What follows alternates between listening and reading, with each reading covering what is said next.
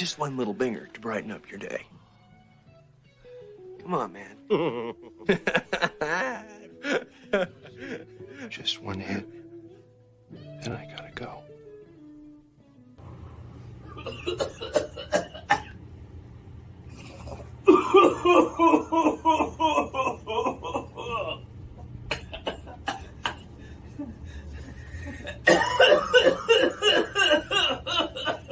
You asshole.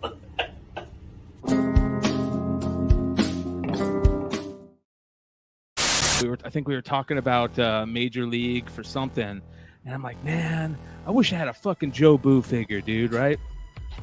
So I get a knock on my door, and there's this little package waiting there. This is fucking cool, dude. This is really cool. Check this out. It's fucking Serrano's locker, dude. Oh shit. That's cool. Right? And when you open it up, it's the locker. I got my own fucking Joe Boo. Nice, dude. Look at that shit, dude. That's awesome. That's awesome, bro.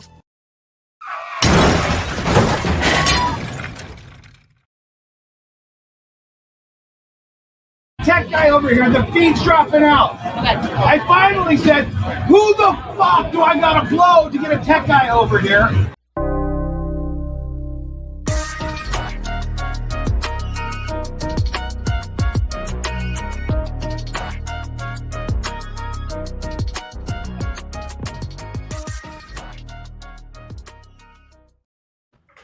I'm faking everybody out. Vinny writes in the private chat, I couldn't figure out why I wasn't moving. Yo, I'm wearing the same colored shirt. I was like, what is happening right now? And then I saw the show and I was like, okay. OTR in the house. We got the whole crew with us, you guys. We got Vinny, we got 36, and the main man, the legend. We got Marcus. What up, brother? God damn it, I'm in the building. You know what I'm saying? Listen, fresh off the jet, sharper than the best you can get, baby. I'm out here. You know what I'm saying? I'm out here. I'm staying licks on the ground. I'm putting money in my socks. I'm posted up like a light box. Baby, we out here. What are we doing today? We out here getting money. We finessing and jogging. What are we doing? We out here today. Come on, Vinny. Come on, Trey. Come on, Bryan McClay. Can I say jogging? Where you at? I'm in the sanctum, educate yourself. I'm in the sanctum sanctimenium. I'm in the sanctum sanctimenium. Yeah, that's where I'm at. I'm at the sanctum sanctimenium. Next door to the Alaskan Bush Company. Yeah, I'm at the sanctum sanctimenium. Where am I at? Am I at the sanctum sanctimenium? What? Hey, man. What? Where am I at? Sanctum sanctorum. Yeah, that is sanctum sanctimenium. Educate yourself. I'm out here, baby. We making money, baby. We out here making money, baby. I'm where the money is. That's what I'm at. I'm where the money at. Yeah. Good morning. We out here. That was some Joey Diaz level fucking mispronunciation fun. That was great. Oh god, that is so good. Marcus, I need you to be my hype man everywhere I walk. Like when I just go places, I just need you there. I've been everybody up. For a fee, anything's possible, brother. He'll let you know your cash app. Listen, here comes Vinny, fresh off the toilet, taking a shit. There he is. Listen, man, I got it, baby. We here. Let's do it. Let's go. Let's get it. We got a lot of fun stuff to talk about tonight, you guys. We've got news galore. We've got a nice little spotlight on first edition books, which I think is something that is very underrated in the collectible, or at least our tent pole of the collectible community. So we're gonna get into that. We got a killer market report. We've got all kinds of stuff to talk about tonight, and we're gonna get into it first with some interesting comic book news stuff that I thought was pretty cool. We probably should bring up this. To me, did you guys how was your guys' Halloween? Was your guys' Halloween pretty good? Pretty good? It was good, man. I went out with the kids. It was fun. Yeah. Did you guys see any good Halloween costumes from like Hollywood or anything like that out there? Because Kim Kardashian put on a show, ladies and gentlemen. Yes, she did. My God, today. Boy, she looked like a tall glass of Ain't God Good. Woo! That bitch is so poisonous. It's okay. That's okay. Now, BBD said never trust a big butt and a smile. I believe otherwise. I'm telling you that. Look at that. Look at that. That's evil right there. That's I had a vision of love, and it was more than she given to me. That's the problem with everything right now. Is we give this bitch fucking power in our culture, and she absolutely shit. Yeah. Oh no. Now you know her mama is the devil. Well, next to the devil is her mama. So yeah, she out here. Yeah, I agree with that, man. I agree with that. Luis Olivio's the right. The one from the what's the one that was who's the chick that was married to Seal? Heidi Klum. Heidi Klum. She always comes the best Halloween. They did the worm from Alice in Wonderland, and it is so fucking freaky and real that it makes me uncomfortable to look at the photo. Oh, dude. I'm looking at it. Can you find it, B? Yeah. Oh my god, dude. Look at this. Lewis is right. This is the hands down, in my opinion, if we're gonna talk about Halloween costumes. Oh wow. Wait, Marcus, that ain't it, buddy. That's weird too. What is that? Who did that? That's the costume. Oh no. Hold on. Yeah. Let me show you this. Let's do this. Let's do this right. What are we Wait doing? a minute. They said y'all better stay off them Kardashians. Haven't y'all seen them drive enough men crazy? Baby, I'm vegan. Driving me crazy. I'm vegan. I promise you. Baby, I'm vegan. I don't do nothing. I can't do nothing with that. I'm vegan. I don't eat meat. Who I will be.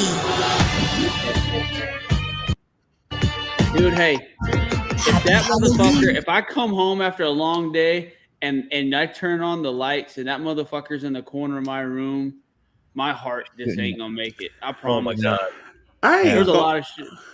I'm not gonna lie to you. If I walk in my house and that thing is there, I'm beating that ass. I don't know what that is. That remind me of a horror movie. I'm going to get the blicky. I'm going. That's what I mean. The blicky's different, right? You ain't going hand to hand with it because that's what it wants you to do. It might want you to fucking throw hands with it so it can suck you in. Listen, I'm Winnie the Pooh. I'm hopping out the bed with it. I'm Winnie the Pooh with it, baby. Bow. Yeah, I'm not playing with that. Look at that. That's nasty. That is nasty. That's the least nastiest thing I've ever seen in my life. That's fucking 50-year-old Heidi Klum just slinging it. Holy shit, ladies and gentlemen. Oh, she came out of that. That's crazy. Ooh, right? Still thinking. That's her Halloween costume right there. She always is the fucking champ, though. Yeah. Now she came out of that and looked like that. My God, God is able, ain't he? Yeah. That's all right there. Yeah, a lot of those guys have like straight up Hollywood makeup artists doing their shit, and I don't think we should give those people winner of the best Halloween costumes. Did you guys see P. Diddy's? Yes, him as the Joker. He almost got his ass kicked by the actor from Power on the street. Yeah, but him as Joker. And let me say this: he stayed in character all night. And let me show you how much of a businessman Diddy is. He introduced his De Leon tequila as the Joker. So so he did all kind of commercials and stuff with this. Locked in character the whole time. He did a great job with that. He did a great job with it. Yeah, that was pretty dope. Great job. 50. He's 50 years old. I feel like these guys are too old to get this excited about Halloween.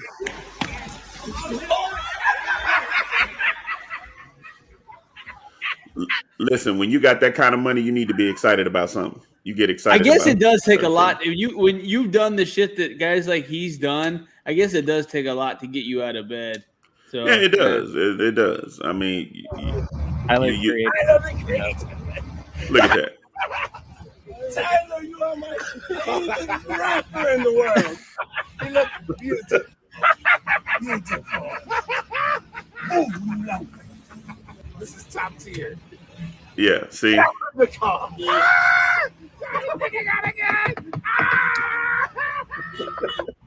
the Creator. It's going to be a glorious night when you bump into Tyler the Creator. Let's go. And again, I say this is why he keeps winning, because he locks in, bro. I was watching this thing with Babyface. Babyface was like, when he met him, they were skiing, and Diddy never skied. So Babyface was like, "Hey man, you sure you want to go skiing?" He was like, "Yeah, I want to ski. I'm gonna ski." And he stayed on the slope until he actually learned how to ski. Like he locks in, he commits. That's why he keeps winning. Like this right here, this is too much. I wouldn't have put on the makeup. I wouldn't have did none of this. At this point, and I'm who he is. I'm showing up as me. I'm me. Come on, baby, it's me. I'm out here. I mean, y'all, it's me. My presence is a present. Kiss my ass. I'm here. What we doing?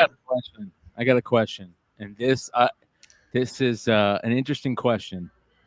Do you think that there's a little bit of hint of gay in P. Diddy? We're not gonna talk about that over here. I could talk about that. Me and Marcus there's some Usher stories. There's some crazy shit out there. We're not gonna talk about that on. We're not gonna talk about that on here. On the radar. Yeah. We've got another great talk to me off the radar, and then we can talk. We can have that conversation. But Marcus and I had a funny conversation about that, but we're not going there. We're not amazingly funny. There is an auction coming up. Julian's Auction has partnered with Turner Classic Movies to bring the ET model to auction in Beverly Hills on December 17th. Like, this shit's crazy. Have you guys heard about this whole all the movie props and apparently a lot of these things are hitting crazy prices now, and this has become a thing. A lot of people are starting to collect it. Oh, beyond crazy, dude. Beyond crazy. Check this out. Let's see here. Is it gonna let me pull this up? It's probably not gonna let me pull it up. Well, anyways, the thing is going to be available for auction December 17th. And Vinny, there are people that are spending so much money on this type of shit. And I mean, yeah, I get it. I mean, having like a piece of history from like a massive movie, I think it's amazing. It's just there's too much to collect, and the prices that I've seen for this movie prop stuff is just out of control. First of all, I ain't know E.T. had a belly like that. E.T. got a beer gut. He been drinking too many of them old Englishes. He does. That boy there, he fat.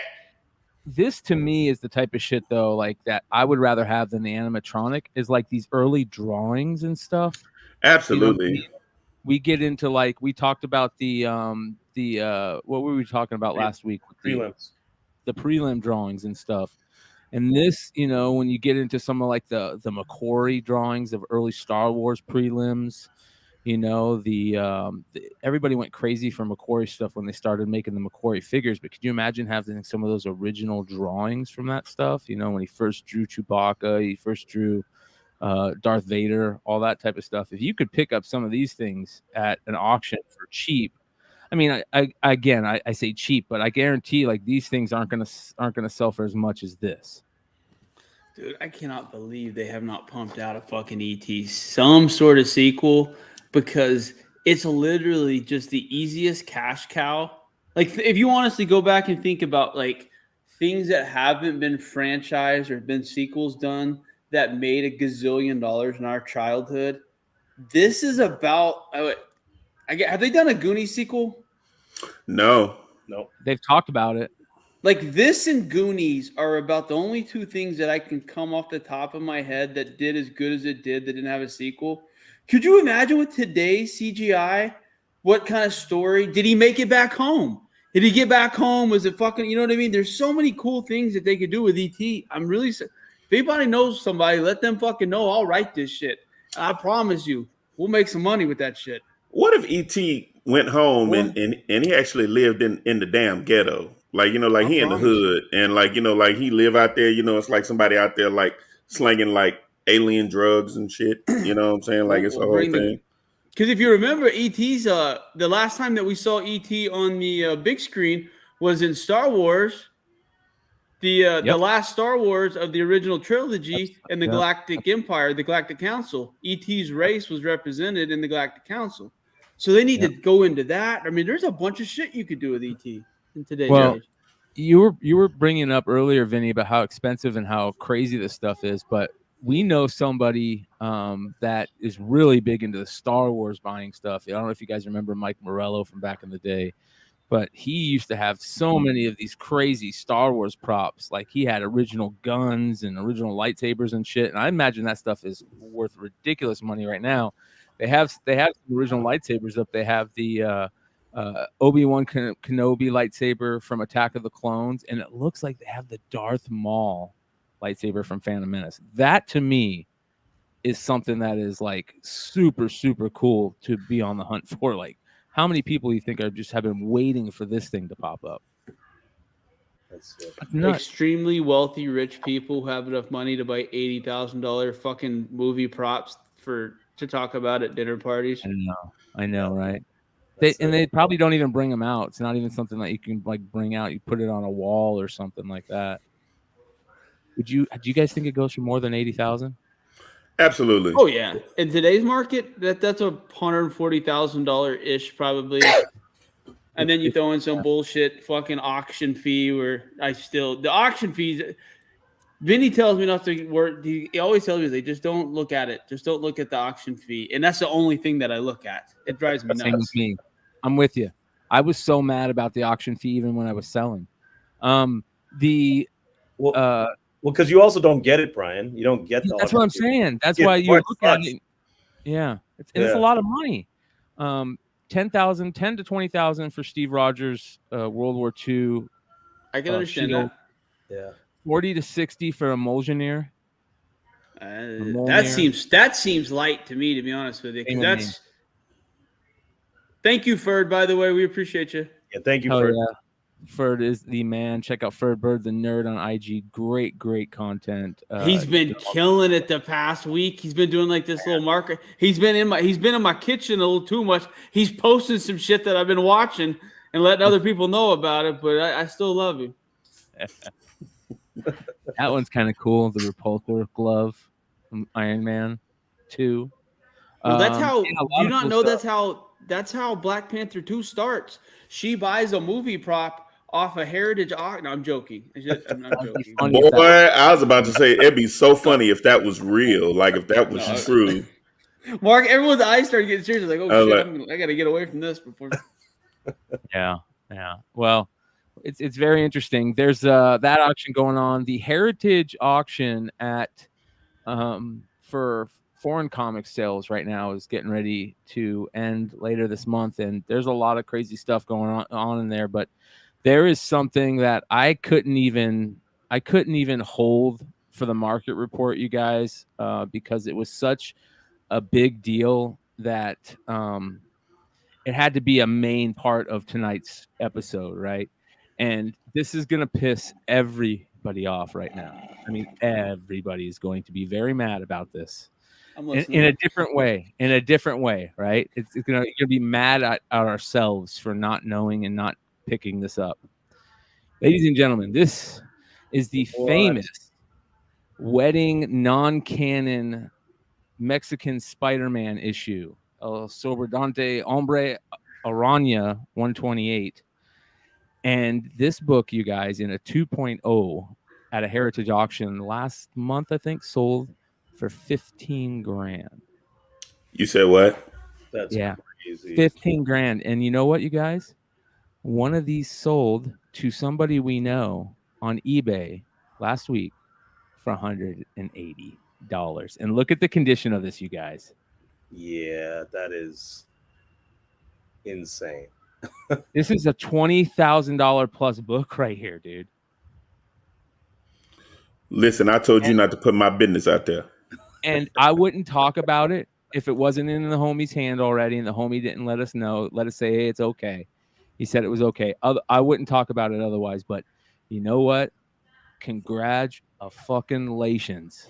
Man, people were selling the some guy made reprints of it, right? Like his own handmade reprints, and they were selling those for like $100. So that's crazy. What he has this listed as. He had this listed as the reprint, right? If you look at it, there are multiple people in the. By the way, I probably should preface earlier. I had a couple of my old CGC grading friends reach out to me a couple days ago, and they heard I was back, and I asked them a few questions. They are about to come down and start hammering people on the cleaning. So just Remember I said CGC? that. Yeah. Just remember I said that. They're literally and here's the thing, there's a few people that know how to do it, but all it is, it's rubbing a top layer of the actual book off.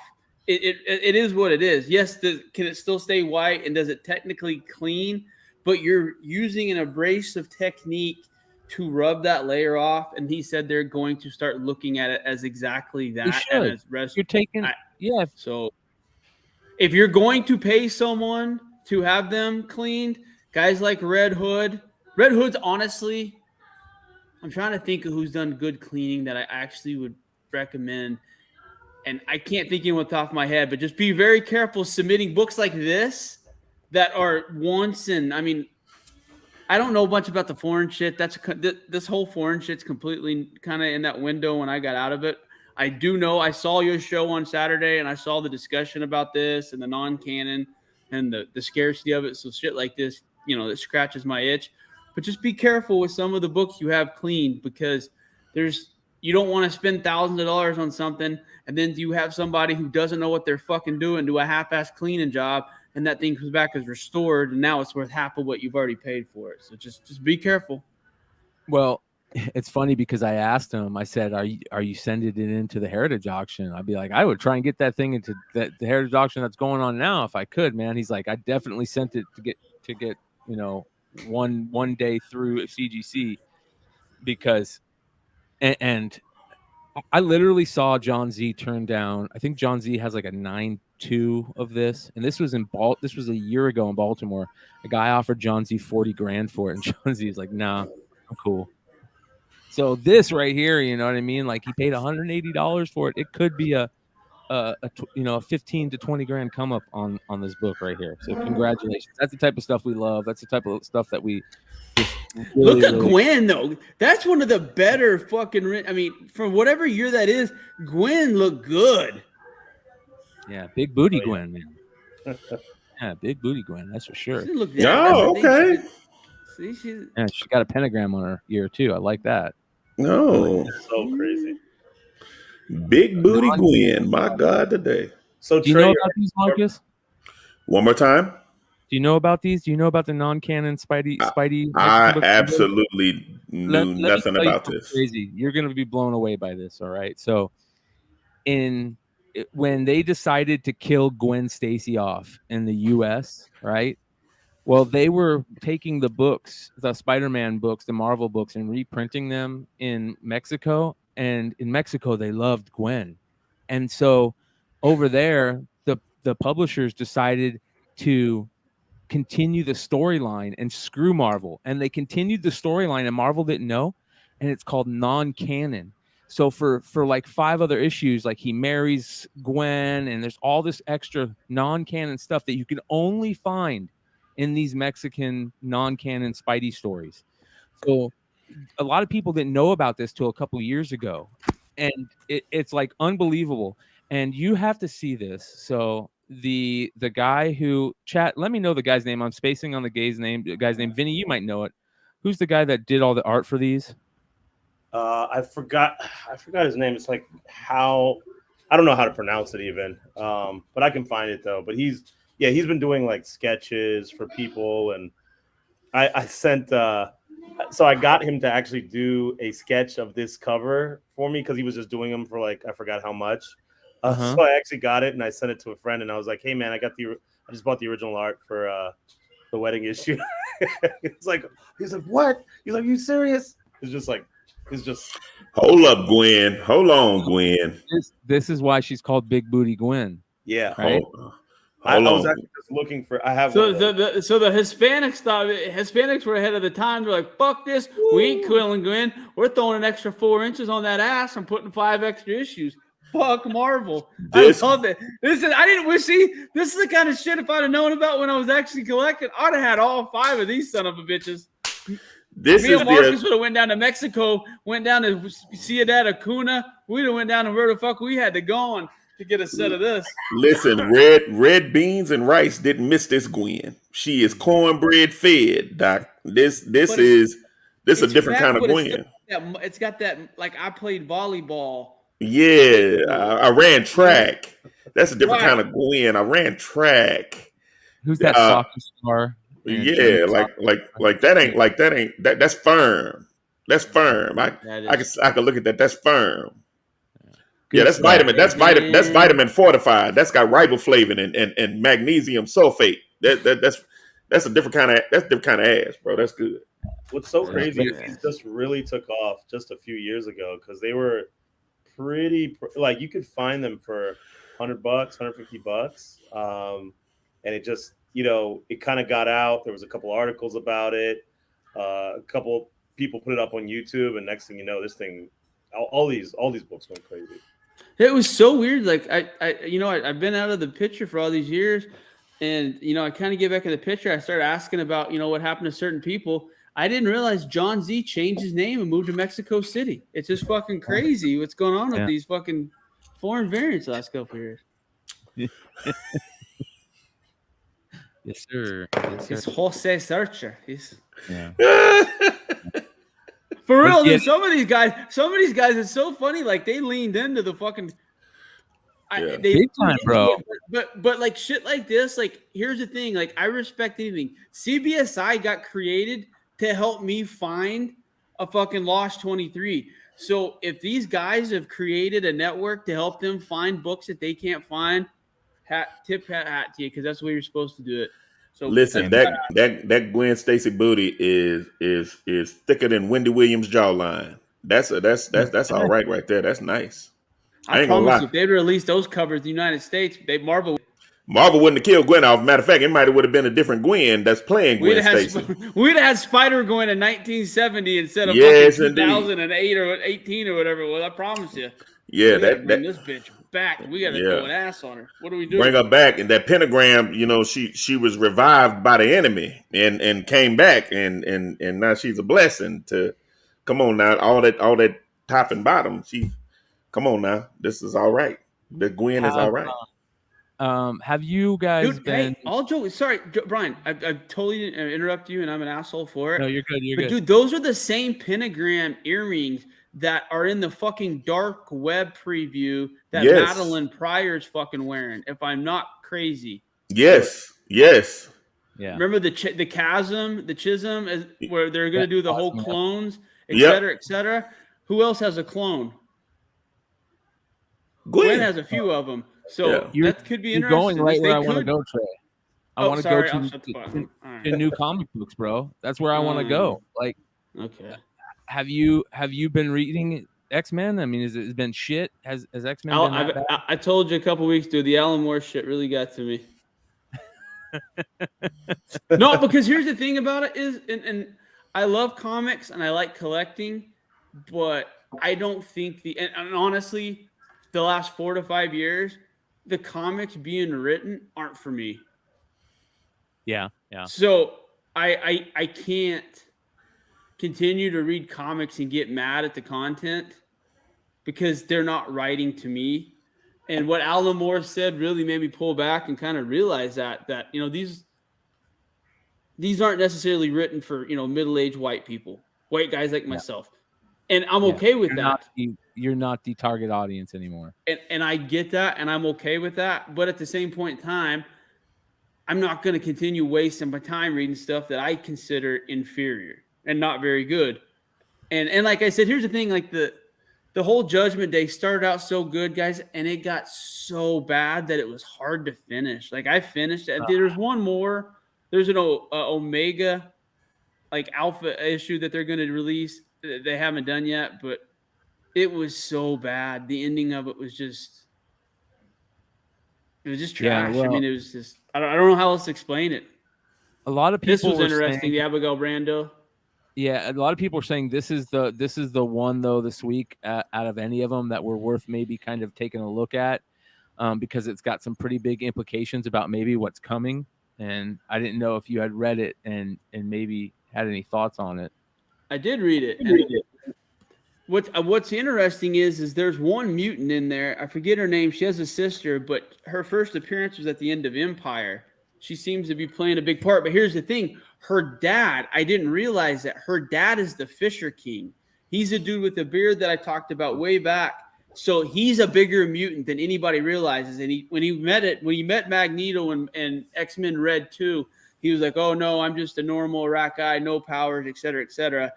And it shows these two powerful mutant sisters in this issue today, X-Men Red 8, or like Arath is her name or whatever, and her sister Quirin. And it says, and you go to the Wikipedia, it says father Fisher King, mother unknown, but these two are super powerful mutants. So there's something to that Fisher King. But basically, Cable is entrusting a team to help assassinate Abigail Brand. He's kind of put 2 and 2 together that Abigail Brand's been playing multiple sides with Orcus, the X-Men, et cetera, et cetera. And basically, at the end of the issue, we come to find out Abigail Brand's big plan is she wants the planet of Mars to herself to be the Orcus sword shield base. And if you read some of the FOC X-Men stuff that's going on in the next few months, cover your ears if you guys do not want to hear this. Seriously, I'm going to give you 5 seconds. But Mars ends up getting destroyed. So I don't know how it happens. It's a Sinister storyline type thing. That's the one thing it doesn't say, but it just says in one of those bylines, after the destruction of Mars and the Araco, what do they do? This and that. So there is a point in time where this actually does happen. So it was so good with the Progenitor, the Celestial, Sinister and Stark, reviving him, the Jean Grey stuff, which was, I'd heard all kinds of rumors that Jean Grey was actually going to get the Phoenix Force back, and that's how they were going to take the Celestial out. But it was fucking horrible. They ended up making one of the Ajax. They made Ajax into this eternal god. It makes sense. It was just really bad. I don't know how else to explain it. Like Kieran Gillen's shit was really, really good. Some of the X stuff was really, really good. The only cool thing was at the very end of it, as reparations, the Eternals handed Storm a trinket key or whatever, and she says, "You guys have access to Uranus for 1 hour whenever you want it," which obviously that's a big plot piece, and Uranus isn't dead or his armory. So I thought that was some connective tissue, some red herring stuff, but honestly, it was piss poor. They had something amazing and they turned it into shit. The only thing that comes out of it that's going to probably have any longevity is the humans being able to be resurrected through the resurrection protocols and the golden eggs. But other than that, it was a waste of my time and about 3 months of my life. Well, there are 3 other books this week that I think are very worthy of picking up, especially for Spec 2. One of them being this Tiger Division #1. Have you guys seen this? Yeah, I read about it. I read this. I read this book. I think these guys are here to stay. So the Tiger Division is actually a group formed out of like South Korean superheroes, and they work with like the South Korean government. But there's a bunch of first appearances that happened, not in this book, but if you guys remember the Black Cat Annual #1 from a couple months ago, I think it was the first full appearance of Tiger Division. I would probably go back and look for that, and then I don't know if I'm pronouncing it right, but Taiki, his first appearance in Taskmaster 3, of course, White Fox from, I forgot what the name of the book was, but it came out like a few years back. And then, of course, Luna Snow. But yeah, I think they've been bringing these characters back over and over again. I think it's just a matter of time before we see them in the MCU, just for, if not for anything else, the like more Asian representation within the Marvel Cinematic Universe. I think it's. What book is that? What book is that, Vinny? The Black Cat Annual. Which one? Black Cat Annual #1. I think it was actually it might have been from 2021. So everybody's going crazy for the Art Germ variant for this, which I like. It's nice. There's a 1 in 100. I mean, it's Art Germ, but you guys, that's not the cover. The cover is this 1 in 50 Yoon variant of White Fox. That right there is fucking awesome. That is stunning. Great character, my favorite character of all of them. Wow. Yeah, just beautiful. So be on the lookout for the variants. There's two Momoko variants also, if you guys are into that. I also like the Gomez variant. This is really, really nice. I love this style of, it's almost like a light touch of anime to it, but not enough to where like kind of it throws me off. So definitely be on the lookout for. Yeah. So, Vinny, this is in the same deal. So, and you were talking about the South Korean and the inclusion and the Asian part of it. Did you guys ever go, like, I don't know if you remember at one point in time, I was specking pretty heavily on the Great 10 from DC and even Keenan Kong. You remember the Chinese Superman? I still have half a short box of those first appearances.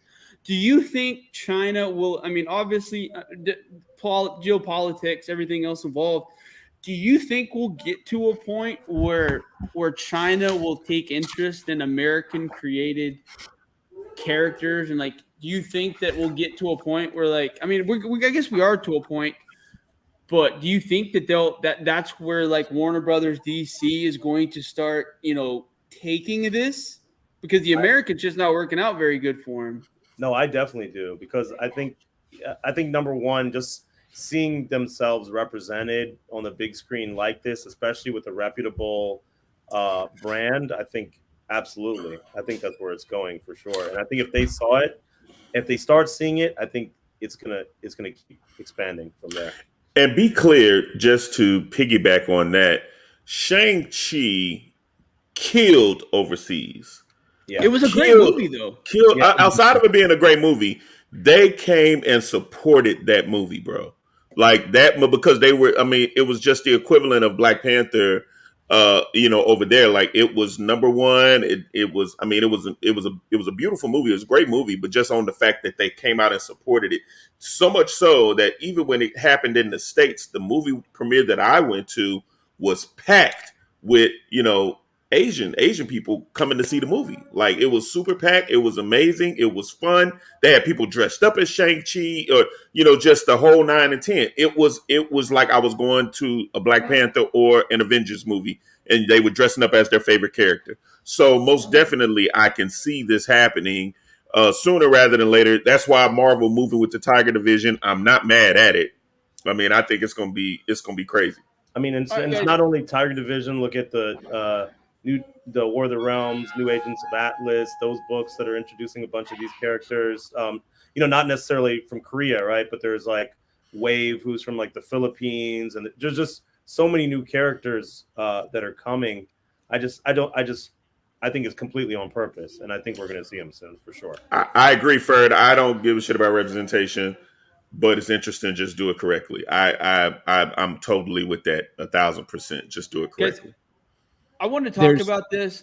Sorry, Bart. No, you're good. Go ahead, Trey. Well, I was wanting to talk about this with everybody, especially on the comic book portion. We don't want to do too much about comics tonight, but Baltimore was this week. We all had some friends, et cetera, that were in Baltimore. The major theme of the weekend that I got is multiple people. The sky is falling when it comes to comic book prices. And I got some really bad news for people, and especially the people who have been flipping comic books the last 5 years. The fucking game's over with. And the reason is we are now going to find out the difference between keys, first appearances, exclusive, and non-keys. Unfortunately, for the last 5 years, those have all been grouped together. These first appearances are about to fucking have some major corrections. I talked about it. The fact that you can buy a high Fantastic Four first appearance of T'Challa in the 7s and the 8s for the same price that you can buy the first appearance of Tosin, something's fucking wrong. And you know why it's wrong? And the reason that the correction's about to happen is because of content. How many stories can Marvel pull to make a legitimate Tosin story? 3 issues? The reason that the Avengers, the reason that those keys, the X-Men books, all those things are keys and were keys before the flipping community got back into comics is because he had decades and decades of stories and content that fans can relate to. So that is what people have to realize. All these fly-by-night comic book characters that have been created in the past 10 to 5 years, do they have potential to be key characters? The Jessica Cruzes, the things like that, the people that are, grabbing, those aren't key characters, guys. And people have been paying key prices for their first appearances for the last 5 years. And people are now starting to wake up and realize that these books aren't worth what they've been. And it's unfortunate. People are going to take a bath. There's going to be people who are going to lose a whole lot of money, but it's needed for the comic book market to have a future. I mean, go look at some of the prices on some of these first appearances for characters that have been in a WB show. Explain to me what the next when they do a cameo in 3 years on another WB show, is that the metric to increase the value of that book? Because that's what's gone on recently. It's not the content in the comic books and the potential to be on the silver screen or the big screen. It's guys like myself, guys like us who go around and we talk about the shit that's going on in the entertainment world, and it turns into speculation. It turns into inflated values. And that's what's gone on the last 5 years. I've talked about it. And this isn't an insult to anybody. How many people in our audience right now read comic books? I'm going to venture to say less than 10%, probably closer to 3 to 5%. And yet every one of these people collect comic books. That's the problem. The value of comics has been inflated for 5 years because of Marvel and their movie success, The Walking Dead, their TV success, things like that. And unfortunately, The Walking Dead, they got 2 episodes left, that's dying a slow death. We can look at the ratings of the Marvel stuff. It's been going on a slow decline, the movies, everything, et cetera, et cetera. People are waking up. Outside of AF-15s and things like that, which I don't think are going to go down. I don't think 181s, the blue chip keys that were blue chip in 1998 and 2005, they're not going to go down in value. But a lot of these new books and variants and things like that are about to get really, really bad. Ferd brought it up a couple, I don't forget what it was. The Thor #5, the Black Winter variant, the Esad Ribic, the one that was going for $600-700 this time last year, people are picking it up for $128. And the fire sale's not even close to starting. Look at Riri Williams' appearance. That thing has dropped more than half. Because here's the thing: is we all own a stack of them. We don't want to admit it. It's a great character. She has tons of potential. But how many stories does she have? And here's the thing: we know exactly what Marvel's doing in Disney. They're shoehorning her into this Black Panther thing to get her into the Marvel Cinematic Universe. I hope that's not a controversial statement, but it's the truth. They're smart. Well, it's smart. It's smart. Yeah. But they're doing it because they're not sure if Shuri can sell the movie. The same people who told me the spoilers said that that's the whole reason that they're using her in this, is because they're not sure if Shuri's going to be able to have the same impact. And throwing in a character of color with Iron Man's intellect, that's interesting for everybody. Yeah. I don't know if, I agree to some degree, but I think that Namor is in there for that purpose, to really try to, if Shuri's not enough, okay, here we go. Here's Namor as well. But I agree with you to a point, but for a character like Riri to be in here, even though she doesn't have a long history of storytelling, the fact that it's there now. It's in the mainstream. Now they can do a million things with it, right? So I think even if they shoehorned her in, she's there now. So this whole new generation that's watching it and not reading comics, okay, Riri, this is clearly like some comic book character that I missed out on. I need to see this. So I think that, to your point, a lot of these first appearances, modern ones, are inflated immediately, like right out the gate, way too high. The Tosin stuff, it doesn't make any sense why it hits such high prices so quickly. But there are going to be some that, because they do get that mainstream exposure, they are just gonna keep going, I think. Here's this is literally the word shoehorn was used, and the person who was on set told me this. They go, a lot of people on set don't understand why they have a young person of color genius who creates her own devices, such as Shuri, who that's literally half of the backstory of the first movie, correct? Why do we need to introduce literally the exact same character with an American part of it when they haven't fleshed out the Shuri thing? And that's what they said. They said the directors and everything, because apparently I didn't realize that Shuri said some controversial comments that Disney didn't like, and that there was some talk about her potentially not even being in the movie. I don't know if y'all know this or not. I remember that. Yeah. And then they said that that's how they were going to. They had so much CGI stuff already done as far as some of the Black Panther costume, the flying, that was what they end up doing. I've heard, and here's the other thing. I've also heard that they've taken the Doom out of the final trailer, out of the final credit scene. So I heard that too.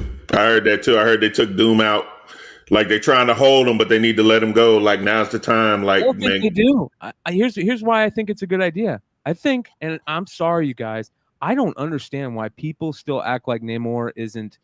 And I'm gonna start calling him Namor if I have to, man. Fuck it. That character is badass, and I don't understand why people still treat that character like, oh, I don't think he's gonna be good, or I don't think. Dude, that character is so badass. That character, just him being in it alone is enough for me to be stoked about this movie. And I don't understand why people don't get that. It's Marcus, weird. Marcus, you're gonna love this. I got a buddy who's a fireman. His name's Prince, and big Black Panther fan. And he goes, motherfuckers don't realize if this movie goes the wrong way, we're fucking headed down to I-35, headed out of Mexico and getting fucking revenge. I was like, oh shit. I was like, it's gonna get fucking wild in the theater. If the wrong crowd shows up at the theater, it could get fucking interesting in Black Panther too. Listen to me, and I need everybody to listen to me. And I'm looking at you. Y'all don't understand what's going to happen. The amount of Coming to America costumes you're about to see, the amount of dashikis and garbs that are literally about to take over these movie things, the amount of people coming in and Coming to America where they're going to be walking in throwing flowers and stuff, and people. And what movie are you here? You know what movie I'm here to see. Don't play with me. You know what movie I'm here to see. Like it's about to be mass hysteria. Get ready. Get ready. And from what I'm hearing, the movie, thank you so much, Louise. The movie is going to make you cry. It's going to make you laugh. It's going to inspire you. Now, it's going to do all these things, but I'm thinking it's going to do all these things for the people that are there for face value. I mean, one, you're dealing with Chadwick and all the other stuff. For the people like us that are actually into the comic and actually into the lore of the books, it's gonna be a cool movie just because it's gonna be Black Panther, and you bring in Namor out, or Namor, however y'all want to call it. That piece is cool, but the spectacle is gonna be how people are coming to this movie. That's gonna be the spectacle. That's gonna be pure hilarity. Because people are going to show up in this movie. Let me tell you something. This is no joke. At the first Black Panther movie, there's this white dude I know. He literally dressed up as Black Panther and came to the movie theater. This white dude, his name is James. He actually pulled up to the movie theater as Black Panther and said he's T'Challa. And he all and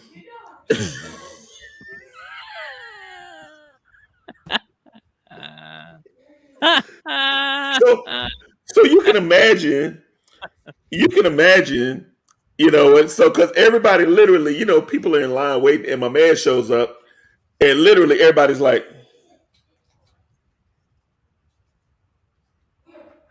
that's a bold move. And nobody's mad at him, you know what I'm saying? Like everybody was taking pictures with him, it was the whole thing. But it was just like, okay, let's do it. Let's do it. You know what I'm saying? If you're under 12, you shouldn't dress up outside of Halloween. That is my personal opinion. Unless, there's some extenuating circumstances, but you got one. If fucking adults want to dress up that fucking bad, 2 nights ago is the fucking night you fucking had. If you want to wear a fucking cape and a mask and pretend you're a fucking Ewok and go hang out with fucking children, there's one night where you legally can fucking do it. You don't need to go to the fucking movie theater and put your swords and all your other bullshit in the aisle where I gotta fucking walk over it. I'm tired. This is the problem with fucking movies is people want to fucking go and do all this extra shit before it. They want to park their. Literally, I went to go watch Ghostbusters, and this asshole parked some Volkswagen Bug. He slapped some fucking magnetic sticker he got off Amazon on it, and like parked it on the curb. Like people want to take photos with it. It's like, get that $1,200 piece of shit off the fucking curb and let me go to the movie. No one wants to take pictures of you in your shitty coveralls. Oh, they're fucking dating before Black Panther. I'm just saying, like it is crazy. I hate people. That we have to go through all this, and you had, I mean, Trey's right. You got one day to do it. Your one day was yesterday, or the Monday, whatever. Today's Wednesday. Well, Monday, you could have dressed up as Michael Jackson with a Doctor Strange cloak on, and it would have been cool. You know what I'm saying? But today is Wednesday, and could you have gone out as Conway yesterday? Could you go on as who? You didn't hear me, or is that a joke? Oh, no, I can't. Okay. I don't know. I don't know what you're talking about. Yeah. Also, another thing too is, but Marcus, my black friend told me that I have no business going on opening night. He said I should give my tickets up to people, and I said, "Fuck you! That's the most racist shit I've ever heard." He goes, "No, for real." He goes, "My niece and nephew need some tickets," and I was like, "Well, I'll be that white guy in the fucking middle row. If anybody got any problems with it, please let me know." Man, that's just the way to go. I'm gonna tell you. You know what you should have told him. You know what you should. This is what you should have told him. And I'm speaking on behalf of this. When he told you that and said that his niece and nephew needs tickets, you should have said, "Man, well, let this be a lesson that in life sometimes you just don't get what you want. They're more than welcome to come hang out with me, and I can tell them all about the movie after the fact. They come by the house, I give them some candy." My response was, I'm sorry they weren't smart enough to download the app like I was and get up in the middle of the night and set an alarm. Tough shit. It's exactly the response I said. So I would have told him, I would have said, "I want you to look in my face and ask yourself, does this person give a damn about your niece and nephew? Hold on, let me give it to you."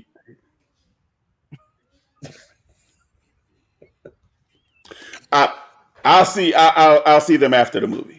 I'm gonna have the fucking Black Panther commemorative fucking 10, whatever. I might wear a fucking. I might do a Clayton Crane cape if they got a nice one, a pink. If they got a purple black one, I'll wear a cape of that motherfucker. Trey, you know what? When you come to the Black Panther movie, you got my permission to show up as the king and Coming to America. My son works. You need to go get the little lion on you and all of that. I'm telling you, it's gonna work, Trey. You can do it. Kill that deer, I might do it with the deer pelt. With the deer pelt. You know what I mean? I might throw a little do it Oklahoma style.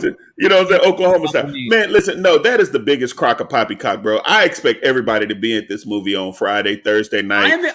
It's gonna happen. I'm excited. I haven't been this excited since, you know what? There was multiple people. Someone commented, is like, "I'm gonna." You said it. People are gonna cry. You know what? In game, what's the one? The one where they all get disintegrated at the end of. I know which one you're talking about. Yeah, Infinity War. Yeah. When Tom Holland gets disintegrated and Stark's arm, and no one had it. If you're not a grown man, if your eyes weren't fucking watering, there's something wrong with you. At the end, when fucking Captain America and all them are beat, and he hears Sam say, to your left, and the portal start opening.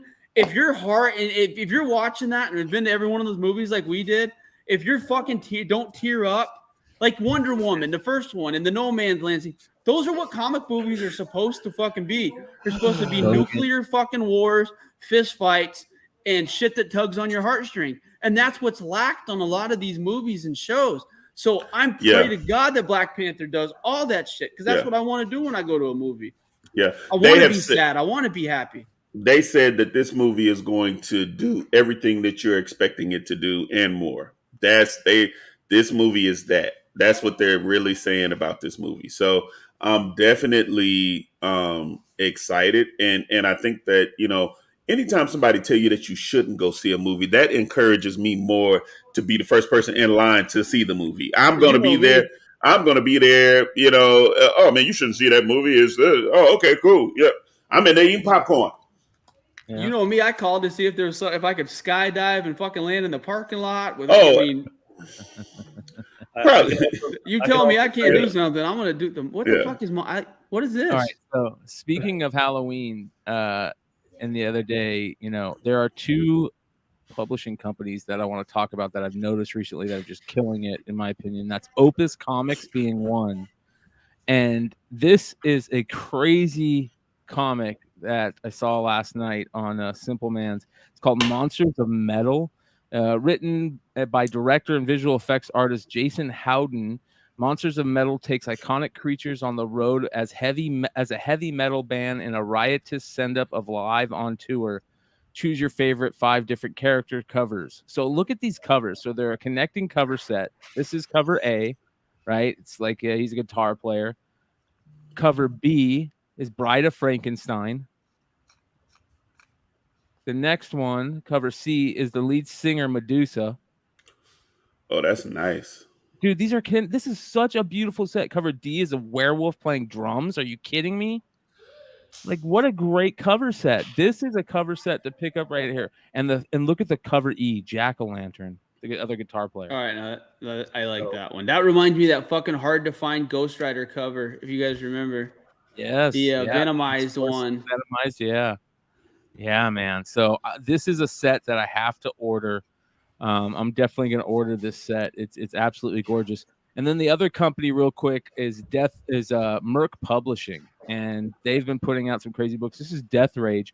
Look at this crazy. They have a John Royal cover. I love John Royal. I mean, he's great. I hate these small ones. He does a really good John Royal. But look at this. I can't believe this is a freaking cover. Look how. I don't know what to say about this. Like, I don't know what to say if this is amazing or if this is just a little too much. Like, that's too much. That's Is this Zenoscope? Yeah, it's Merc Publishing. It's a 1 in 100 Shakiri. This is he's a great IG artist, but I mean, this is like, it really catches me off guard. I can't tell if I shouldn't be like, I should be going, man, this is a little too much. Or here's the thing, Brian, you don't want to own shit like this, because if you die and your family starts going through your shit and that's the first box they go through, they're going to think that you are fucking some deviant. It's the fucking truth.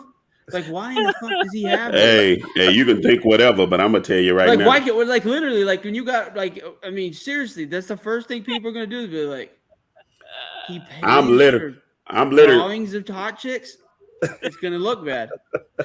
I don't know what's worse, paying for drawings of hot chicks or collecting grown men on baseball cards. The grown men on baseball cards are real. You can fucking watch them. This is like, we don't know if this is a real person or not. That's what's creepier about it. We don't know the artist. I'm here to let you know. Tune in Tokyo. Tune in Tokyo. Tune in Tokyo. Yeah, you look at, if I'm gone and you see that book in there, mind your damn business. Hey, look, he had the book. Mind your damn business. Tune in Tokyo. Oh, my God. Tune in Tokyo. That's all right. Let's get into some of the NFT news this week. No, let's get back into that picture. My God. Yes. If anybody has one of those for sale, DM Marcus for that too. I want absolutely one of those you put on your arm like that. I want a little thing like that you could put on your arm. Power to the players. I want that. Yeah, I want that, like, absolutely. Real life. Absolutely. What is this? So Immutable X and GameStop are, of course, as I said, bringing power to the players with a $500 million Web3 development fund.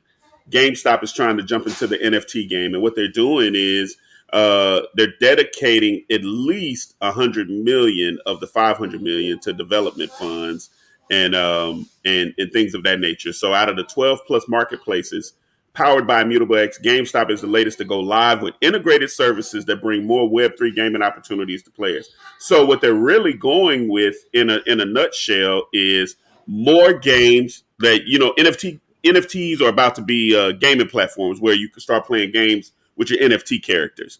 And so GameStop is just trying to beat everyone to the punch. And I think that it is, I mean, anytime you see somebody spending $500 million to develop some stuff, you always got to take note.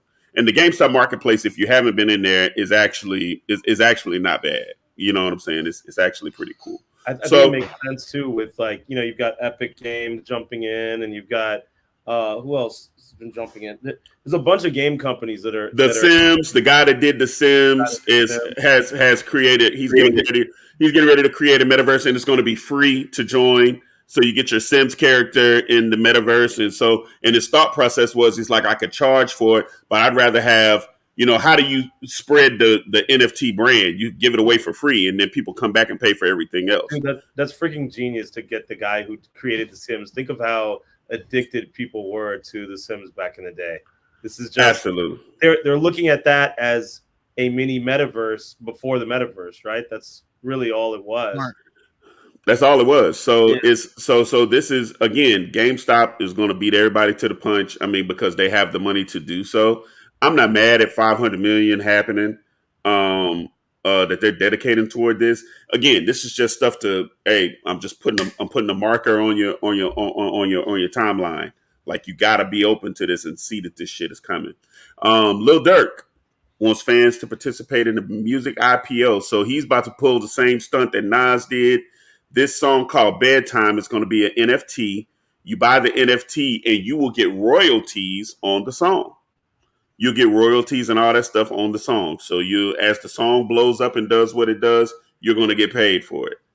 So that's this. I think it's actually really smart. People are going to make like 30 cents. Yeah, he's people also put together his own org, his own gaming org. It says, OTF programming. Yeah, he's jumping off into the NFT game heavy. 30 cents. A gaming team? He's going to sponsor a gaming team? That's big money right now, man. Absolutely. Twitch channels and video gaming is a big thing. It is real. Like, this is just stuff to put on your radar. Stuff to put on the radar. What do you think, Marcus? Like, because it's like fractional. It's like buying something like a fractional piece of a collectible, right? I mean, do you think there's going to be much money in this? Not fractional ownership of collectibles, no, but maybe this. I don't think it's gonna make you rich, but just to know that you got something that you're getting a piece of a check from an artist, I think that's the cool shit. Yeah, and I think that's where people are gonna imagine getting $500 from Lil Durk on a song on something that you pay maybe $50 for, $75 for, and you know, song blows up, does well, you may get $500 for it, and you know, I mean, I'm sure they have a finite number of NFTs that he's going to give out. It can't be just an infinite number, because then you're only going to get like 1 cent, 2 cents. But like, you know, however many it is, it'll sell out and do whatever it's going to do. So you see what I'm saying? Yeah, I think they have to keep the quantity down of how many it is. They got to keep it real low for it to really make sense for people. But I seen someone say GameStop can't even pay their diamond account. They're being sued for $3 million. That's okay. They put that $500 million over there because that's why they didn't have the $3 million. They put it toward that $500 million for NFTs. That's what's getting ready to happen. Now, the Stros have a no-hitter through 8 in the fucking World Series. Who's on the mound? It better be Verlander. Hopefully. It's probably not, though. Joe, who's on the mound? Sorry, I didn't mean to interrupt you. This is Don Drysdale, 54 kind of shit, Marcus. Been done like one time ever. Well, didn't a guy in a Giants pitcher do it? Did Matt Cain do it? I thought he threw a perfect game. You might be right, to be honest with you. The fact that you even threw his name out there the way you did made it sound like you know what you're talking about. Thank you, Awesome Sauce. I appreciate that, Awesome Sauce. I don't know what you're saying, but that's going to be dope. Whatever you're going to recreate something, I think that's live. Thank you. Yeah. What you say now? I'm sorry. I'm here. Yes. So Hold on. We just got interrupted, ladies and gentlemen. We just got interrupted. Hey, yo. From the mean streets of Boston. Look at these guys. They parallel park. They get all drunk. It's a place called Sullivan. God knows. The Celtics play here, but the Cavaliers are in town. I have any idea what's going on, man. But here I am. How's everybody doing? Have I perfected just out the trash accent or not? Every bar I've been into, they got a picture of Matt Damon. Like, I have no idea. I have no idea what's going on. But anyway, I'm out in Boston, and look. I'm having a good time. How's everybody doing? Sorry, Listen, if you're in Boston, hey, I'm allowed to offend white people, right? That's okay. All right, what's going on, everybody? listen, Sean, while you're in Boston, you have to say sweater weather. Sweater weather. That's what you got to say. Sweater weather. That's what it is. Sweater weather. Sweater weather. Yeah, you gotta pronounce things. Oh yeah, it's about sweater weather around this town, right? There you go, sweater weather. Oh yeah. Hey, I wear a flannel. I'm from California. You know, I have no idea.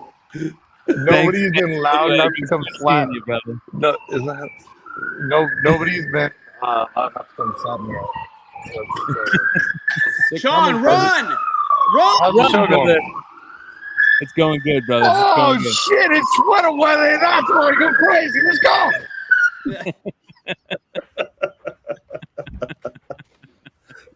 go. Thanks, Sean. We appreciate you, brother. Much love, bro. Okay. All right. Yeah. Gotta love Sean. Gotta love Big Leg, man. That man is out there just the fact that lit. he's smiling and having a good time. That's I love it.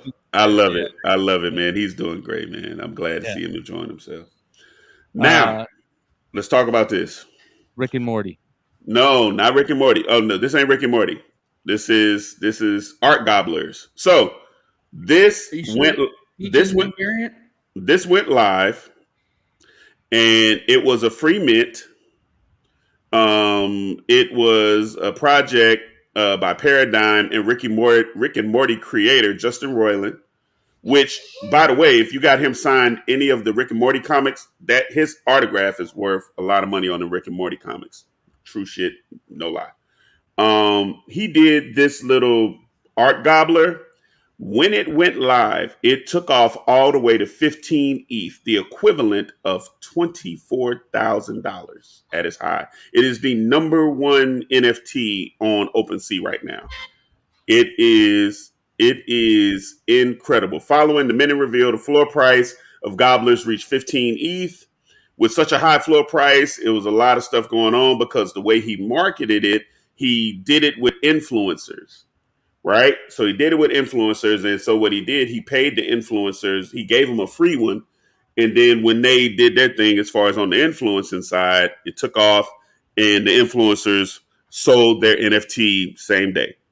So they just came up. I think these guys were making 20 to 24,000 per NFT. And if you're still holding it right now, you still got the number one NFT on OpenSea right now. A free mint. Wow. So you could have got it for free and made 24,000. Marcus, what was up with the alpha on this one? How did we miss this? I didn't miss it. I knew about it, but the art is ugly. I was like, yo, this is trash. I knew about it. You should have seen one. One has a dick for a foot. No lie. I was like, yo, I don't want this. Like literally, it's a dick for a foot, and it's ejaculating. It's a dick for a foot, and it's ejaculating. I'm like, yo, I don't know. I don't want this. Someone pay. I mean, like, who in the fuck has $25,000 to buy shit like this? They're buying it because it has been selling. I'm telling you, Trey, it's people who bought ETH for like $10, and it means nothing to them. It's like they're just flipping it. Yeah, it's like $150, maybe. Yeah. They're not. They made so much money on crypto that it doesn't even really matter.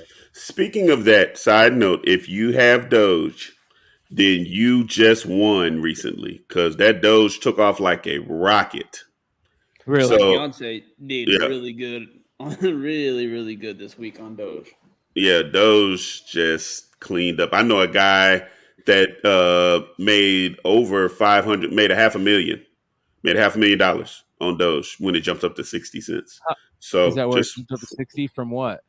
from what was it, like 10, 15 cents? I think 13. yeah, 12, 12 and 13. 13 cents. I think at its lowest it was at 8 cents. Then it jumped up to 60. Well, I Yeah. remember when people were buying it, it was like 0.001 cents or something like that. Yeah. It was Doge. I'm just waiting on Shib to do the same thing because it's all finna happen. Now, let me tell you what this is right here. This is what I've been trying to tell y'all about. I've been telling y'all about it, and you still have time to do it before it goes live. Crapopolis. I mean, it's live already before this happens. Crapopolis. This is the big alpha that they just dropped in the chat the other day. They have 100 million in funding. Dan Harmon, of course, is the co-creator of Rick and Morty. It is a confirmed show that will broadcast after The Simpsons on Fox, and it's already been approved for a second season. Yeah, you can still get a crab chicken because now the eggs have hatched, so you can still get a crab chicken for 0.19 ETH. So if you got about $200 to $300 right now, get on OpenSea, buy a crab chicken. Fuck it. Marcus has been talking about this since episode 1 or episode 2, guys. Like the whole deal, like when he was talking about these are the ones that if they use one of your chickens, you get actual royalties from it. You get royalties from it. So it's about $300, guys. $293. So yeah, I'm definitely jumping. Vinny spent that on avocado toast at lunch today at a gas station. I love AOA. Network TV is 90% dead. You are correct, but The Simpsons don't die. And neither has Rick and Morty. Rick and Morty is all on HBO and everywhere else. So when you talk about network TV, yes, you're correct, but we're talking about shit that is surviving. The people that are doing this shit is surviving in the midst of network TV dying. Yeah. So I can't sit here. I can agree with you and say, yes, network TV is 90% dead, but that 10% is The Simpsons and Rick and Morty.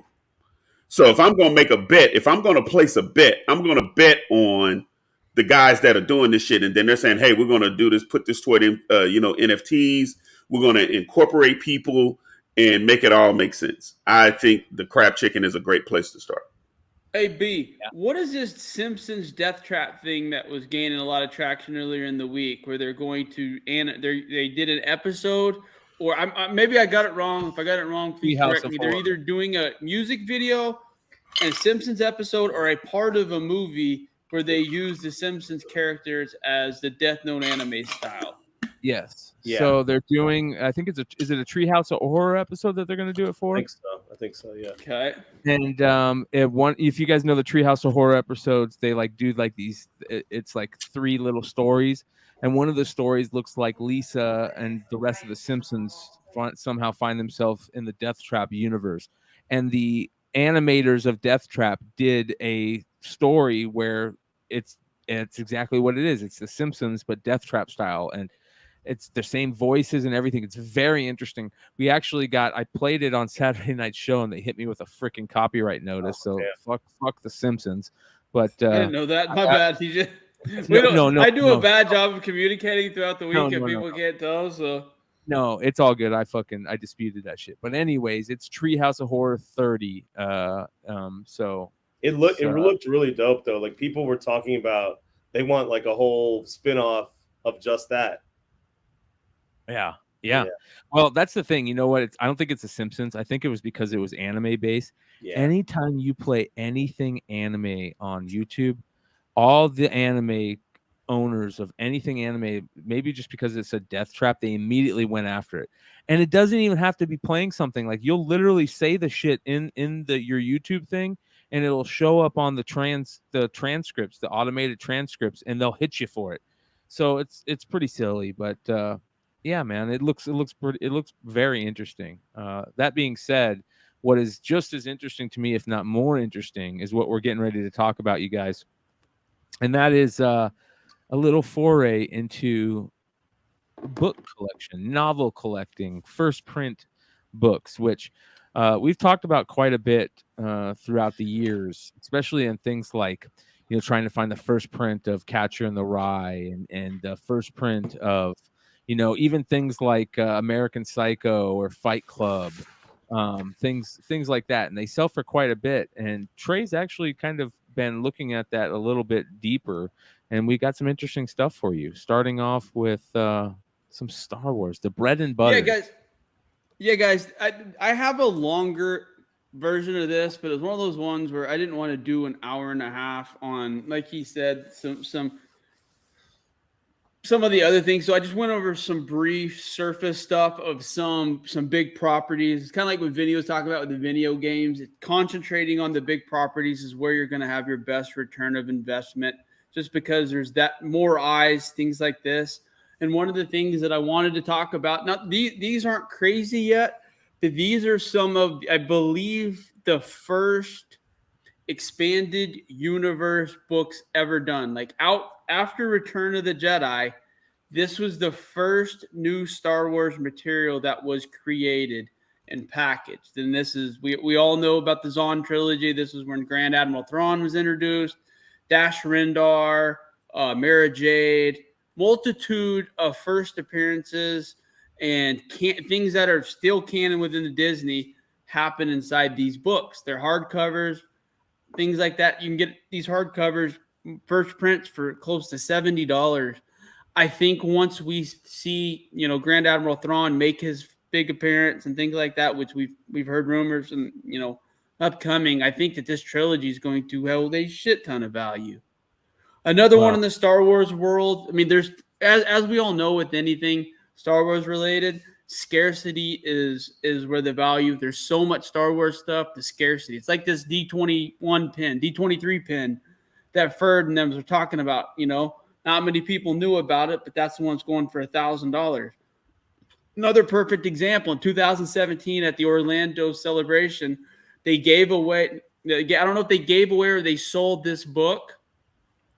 And here's the other thing. I was going to ask Vinny. I think it's the fucking Matina drawing. I can't tell, though. I was just going to say that. It's not exactly the same, but it looks very similar. I was going to say came out before the Matina. Yeah. That's what there's. So I just didn't know. And as good as that Matina variant's doing right now, I think a Raw just sold for $600. But anyway, this was signed by Zahn at the event and given away to the attendees or sold. I don't know exactly how it was distributed, but this is one of the ones that a majority of the people in the Star Wars community are hunting and looking for. That and the one that Bryan should flip up next. This one was interesting. And here's the thing, guys. I'm not 100% on a lot of these. Some of the stuff is just surface information that I've done, etc. But this was a hardback that was done by the Science Fiction Book Club. And the Science Fiction Book Club did 4 or 5 different hardcovers that, like this Scourge and this and that, and they're fucking super limited. Think like Dark Horse Star Wars. You know how everyone wants those Dark Horse appearances because of the scarcity?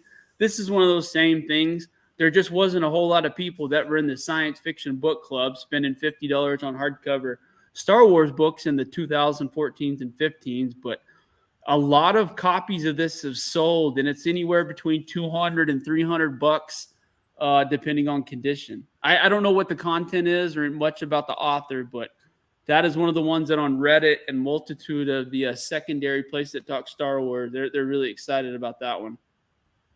This is interesting to me right here. Some of the Michael Crichton stuff. These are some recent stuff. I have a longer stuff on some of the bigger artists like Stephen King. I didn't want to really give him a spotlight at the moment, but but a couple of his bigger properties, the Andromeda Strain and Jurassic Park. The Jurassic Park was the one I wanted to talk about because that's arguably his biggest commercial property. 10 movies, comic books, action figures, et cetera, et cetera. We think that property's dead, but it makes perfect sense in 20 years for them to reboot Jurassic Park because kids want to see giant dinosaurs chasing people on a giant screen. So this is one of those ones that, like I said, this is a first edition, first print, which I can't really speak on the first edition, second edition, first print, this and that on exactly, but I just know the first edition, first to print are the ones you want to have on anything, especially when it comes to hardcovers. And this is relatively cheap. This was done for $100, and I feel like that's not a bad investment for $100. The Andromeda strain, for whatever reason, the reason is 1969. It's one of his first big novels, etc. But the Andromeda strain, first print, first edition, that's his best-selling book. I don't know why. It's not as big as some of his other properties, but collectors go for the Andromeda strain more than they go for any of his other stuff. This is the big stuff for me. This is like, there are so many variants, and I understand all. This is just some surface stuff. I just wanted people to get, everyone's brain kind of thinking about some of these books when you're going into some of these.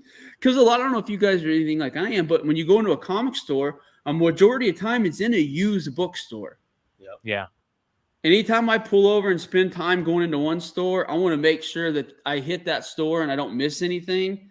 And this is another one of those examples. I want to keep a mental checklist in my head of 20 to 30 hardbacks that I know what to look for that may have some value. And these are a couple of them. You're probably not going to find these in bookstores, if we're being honest. But the Game of Thrones, the George R. R. Martin, for $1,000, you can get into a first edition, first print signed. That doesn't feel like that's that much money to me. No, especially signed. Not for such a big. It all depends on if he finishes it. Maybe I don't know how the value. I don't know how things like that are. But just think about this. I haven't looked. You probably have. What are token autographs going for, Brian? Oh God, man, that's ridiculous. Absolutely. I know, apples and oranges in comparison, and I know everyone. You're not wrong, but it's just like anytime you can get one of these giant properties, these first print, first editions. With signed. Now, also, I don't know about the authentication process. I don't know if there's a book grading company. Vinny and I haven't got that far. Vinny and I are on CD grading, DVD. The amount of shit that we have conversations about. We're doing 2-liter grading at this point. It's getting out of control. So I don't even know anything about books, but I feel like $1,000 is pretty cheap. There you go. $5,000 for a. There we go. Oh my God, that's such a cool signature too. Yeah. It's kind of got that elfish shit on the bottom. Yeah, it's sold for $57.30 American. Like, how would you authenticate that? And I guess COAAF towel. Not JSC or what is the JSA? I think it's called JSA. Yeah.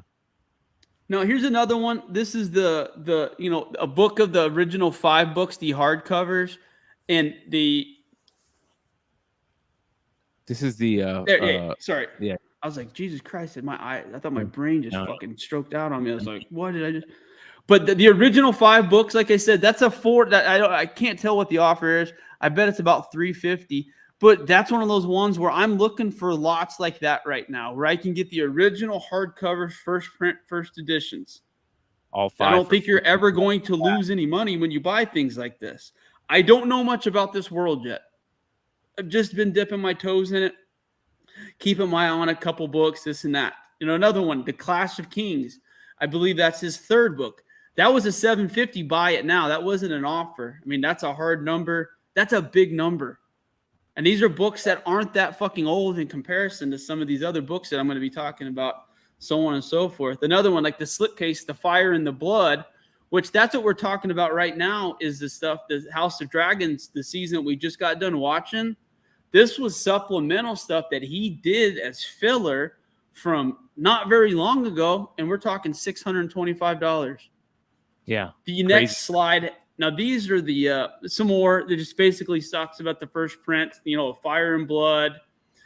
Now, what's interesting are these Subterranean Press. These commanded the biggest secondary sales and valuation from what I saw in my research. They're all super limited. Yeah, they're all limited print runs. They either have like 448. 448 seemed to be the number that most consistently popped up, as you can see in both of those. But again, as those sets, they're 2-book sets. Going for consistently $1,500 from Greece, and then United Kingdom and from Greece. But it's kind of like a different variant, as we've talked about. It's like an acetate, different printings. But I thought that those were interesting because the amount of sold was pretty high. Yeah. Another one everybody talks about right here. And you have to talk about this because this is probably the thing that made book collecting for our generation relevant again. I mean, it's just the truth. I mean, the amount of kids that this franchise got reading again and start reading, regardless of whatever you think about J.K. Rowling, the fact that she got as many kids as she did reading books again, she's a fucking legend in my book. And her property is one of the most successful that's ever been. And here's a perfect valuation. I mean, the very first book she did signed $6,000. And now what's interesting is, I was going to say, what we got to remember is that, because shout out to Solo Wookie hit me up and he's like, hey, I got a bunch of first edition Harry Potter books, and he brought them over. And I did some research, and you have to be careful because you got the British released ones and the American released ones. The U.S. first editions are way rarer than the British first editions from the research I did. And that's what's reflected. Some of these you can see that it says U.S. edition, et cetera, et cetera. But guys, this is one of those ones where you just don't know which grandmas or whatever, bought these books for their grandkids and then decide to take it to the bookstore to trade them in. Is it likely? Probably not. But we've all been to a comic book store and dug through a long box and found some shit we shouldn't have. Trey, Trey, I was gonna say, what's crazy? I went to my mother-in-law's house in the Bay Area, and she pulled out a book in like a little cloth bag, and it was Harry Potter that my wife's aunt got signed for her like on release day. But I think it was like maybe it was like a second print or a third print, but it's the UK version. It's crazy. Nice. Yeah, no, I mean, this is significant money with the drop in comic book pricing and the things that are going on right now. A lot of these are in August and September, but kind of before the recession, it really dug its heels in. But again, I mean, these are the U.S. first edition, first prints. I mean, 4,000, 5,000, 7,000 for hardcover first edition books. For a Harry Potter book? Absolutely. Oh, yeah. Jesus Christ. And Vinny, that's what I mean. You kind of wanted to jump in with this with some interesting stuff that you sent me through IG on maybe how to tell the differences, or so just piggybacking off of what Trey was talking about with what you want to focus on is the first edition, first print. So there's not there's many different ways these things can be displayed in the books, but there is kind of I would say like a more general way you will see it. And like, for example, if you look at this picture, okay, so it says first edition right here, right? And then it counts down from 10 down to 1. So you're going to look at that 1. The last number that's displayed there is going to be the printing number. Like, so when you say first edition, you're talking about the first version of the text published, and then you're looking at which print run it was. So in this instance, it's the first print run, first edition. So that's what you're looking for there. Guys, pay it. Vinny he's literally saving you guys hours of fucking looking on the internet by what he just told you. If you literally rewind that and listen to what he just said, because that's exactly how you save hours when it's coming to looking for these first editions and first prints. And that's where you're going to have I mean, don't get me wrong. In some of those books, the second editions and even up to the 7th and 8th editions have value, but the ones that, the differentiation between those and the first, this is how and a lot of people don't do the homework that guys like Vinny does to find out which is which, and this is such good information. Sorry to interrupt you. Yeah, no problem. So just a couple more examples. Same thing in this first picture here. I mean, all of these are first editions, and it tells you that if you look. But then same thing, if you look down before the second row of numbers, or the first row of numbers, it just goes down to 14, or is it 13 or 14? I can't see. 13 on the left, 14 on the right. Yeah, so that's a 13th print, and then the next one over is a third print. So right there. Yeah. And then if you look up, it says first edition, January 2007. So it's a first edition, but it's a third print. So, I mean, if you can't get a first print, if it's just not possible, if it's a massive, massive, massive book like Harry Potter, then I would just try to go for the lowest print run you can get. So, but anyways. Another thing with these book deals, and I talked about it a couple weeks ago, about biting the bullet sometimes. We talked about it like Ja Morant. Every one of us who knows anything about basketball knows Ja Morant is a sure fucking thing. But we've all watched his rookie card go from $600 to $1,000 to $1,200 a couple weeks ago. Now they're in the $1,600 to $1,500 range selling consistently. Some of these books, like the Game of Thrones and the things like that $1,000 is a very daunting number, especially with what people have going on. But that $1,000 isn't going to get any fucking cheaper. It's just not. Like, as long as HBO's pumping out George R. R. Martin, Game of Thrones shit, which is their ratings cash cow, those books aren't going to go down in value. So finding the high quality ones, the first edition, the first prints, getting them now is the same thing as buying some of these high-end comic first appearances that you have faith in. That's all I'm trying to do on this is to basically try to get your brain thinking when you go in these bookstores and other places that there's gold in there. The same as there are comic book stores and baseball card stores and everything else. A lot of people are lazy. We know how lazy, dude. Comic book communities are the laziest community of us all. We know how lazy we are. So learning this stuff, like Vinny said, on trying to figure out what the prints in the first edition are, you could walk into a small bookstore in middle of nowhere, Missouri, and walk out of there with a couple $1,000s worth of books. It's not completely out of the question. So I'm gonna tell you upstairs, because that's where all my good shit is at, upstairs in my secret area, in my spot. I found a Game of Thrones book. I did not even know I had one, bro. Like, it's a big, thick ass book. I didn't even know I had it. And crazy part was it's in my long box. I'm gonna go get it next time y'all are talking. I'm gonna run upstairs and go get it right quick and show you guys, because I don't know what it is. You know what I'm saying? You guys remember, I was heavy on the fucking Game of Thrones fucking comic books during the deal because they were rare as shit. Especially some of the ones that had, the Targaryens and the dragons. There were some amazing covers, and they were fucking scarcely fucking. And it seemed like Mile High was the only store that was in the game at that point in time. But the first 2 episodes I didn't like, and I think I publicly came on here and said that House of Dragons was sucked, that I wasn't invested on any of the characters. Well, that changed. Even through the time jumps and everything else, I enjoyed this season as much as I enjoyed any of the early seasons of the regular Game of Thrones. So I'm excited to see what they're going to do with it. And I just don't see this property slowing down. The Harry Potter, that's an interesting one because of her political hot water she's in. The investing on the Harry Potter stuff.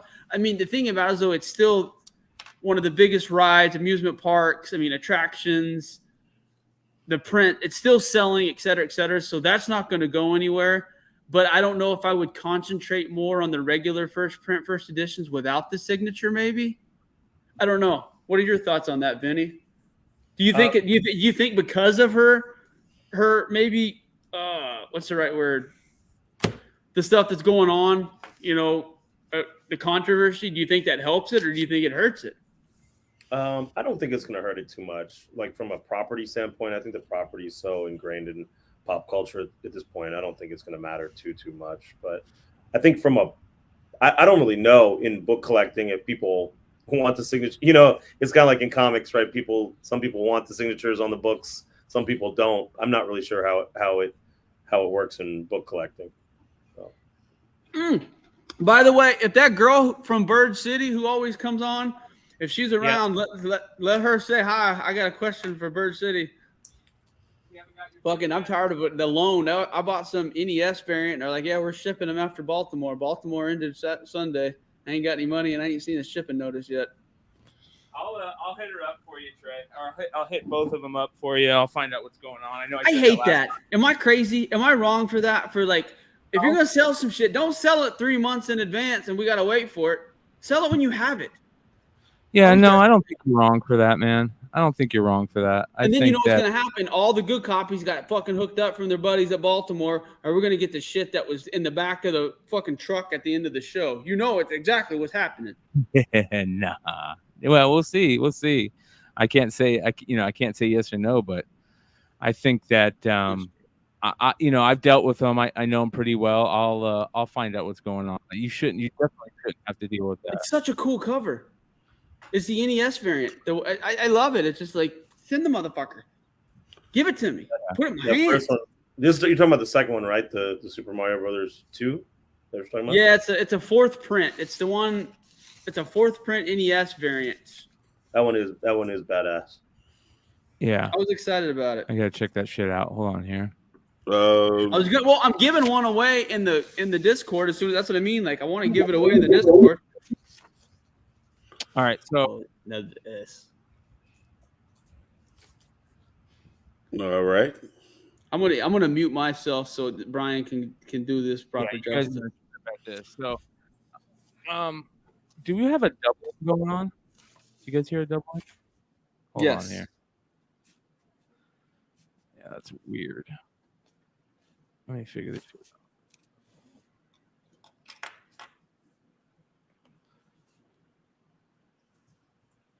Hey man, why do you have my card out here for people to see? What are you talking about, bro? You know which one I'm talking about. For people to see. I'm trying to. Sorry, you guys. I had to. My phone that I usually use just took a shit. Oh, okay, cool. Yeah. All right, so I did pull something kind of crazy over the weekend. You got to tell the backstory too about. Remember when you came on here and you were mad? You got to go. You got to give the whole story, B. So I was super, super pissed lately that basically a 2022 Topps Chrome case that I bought. I pre-ordered it back in February, and the case was $3,600. And I pre-ordered it back in February thinking, okay, just like everybody else, the case is going to go skyrocketing in value because we all know that it's got, at least three to five of some of the best rookie crop that has ever come out, right? And then all of a sudden, check. Can you guys hear me okay? Yeah. Then all of a sudden, the shit goes down that they're not going to be in the set. Topps messed up. It's not going to be in the set. It's a big, huge issue, all that bullshit. And I was bummed out. I'm like, what the fuck? So let me get this up here. There we go. Let's see here. Solo layout. All right, here we go. So I was bummed out. I was pissed. And all of a sudden, prices of the thing fucking drop immensely. Just ridiculous. Come on. There we go.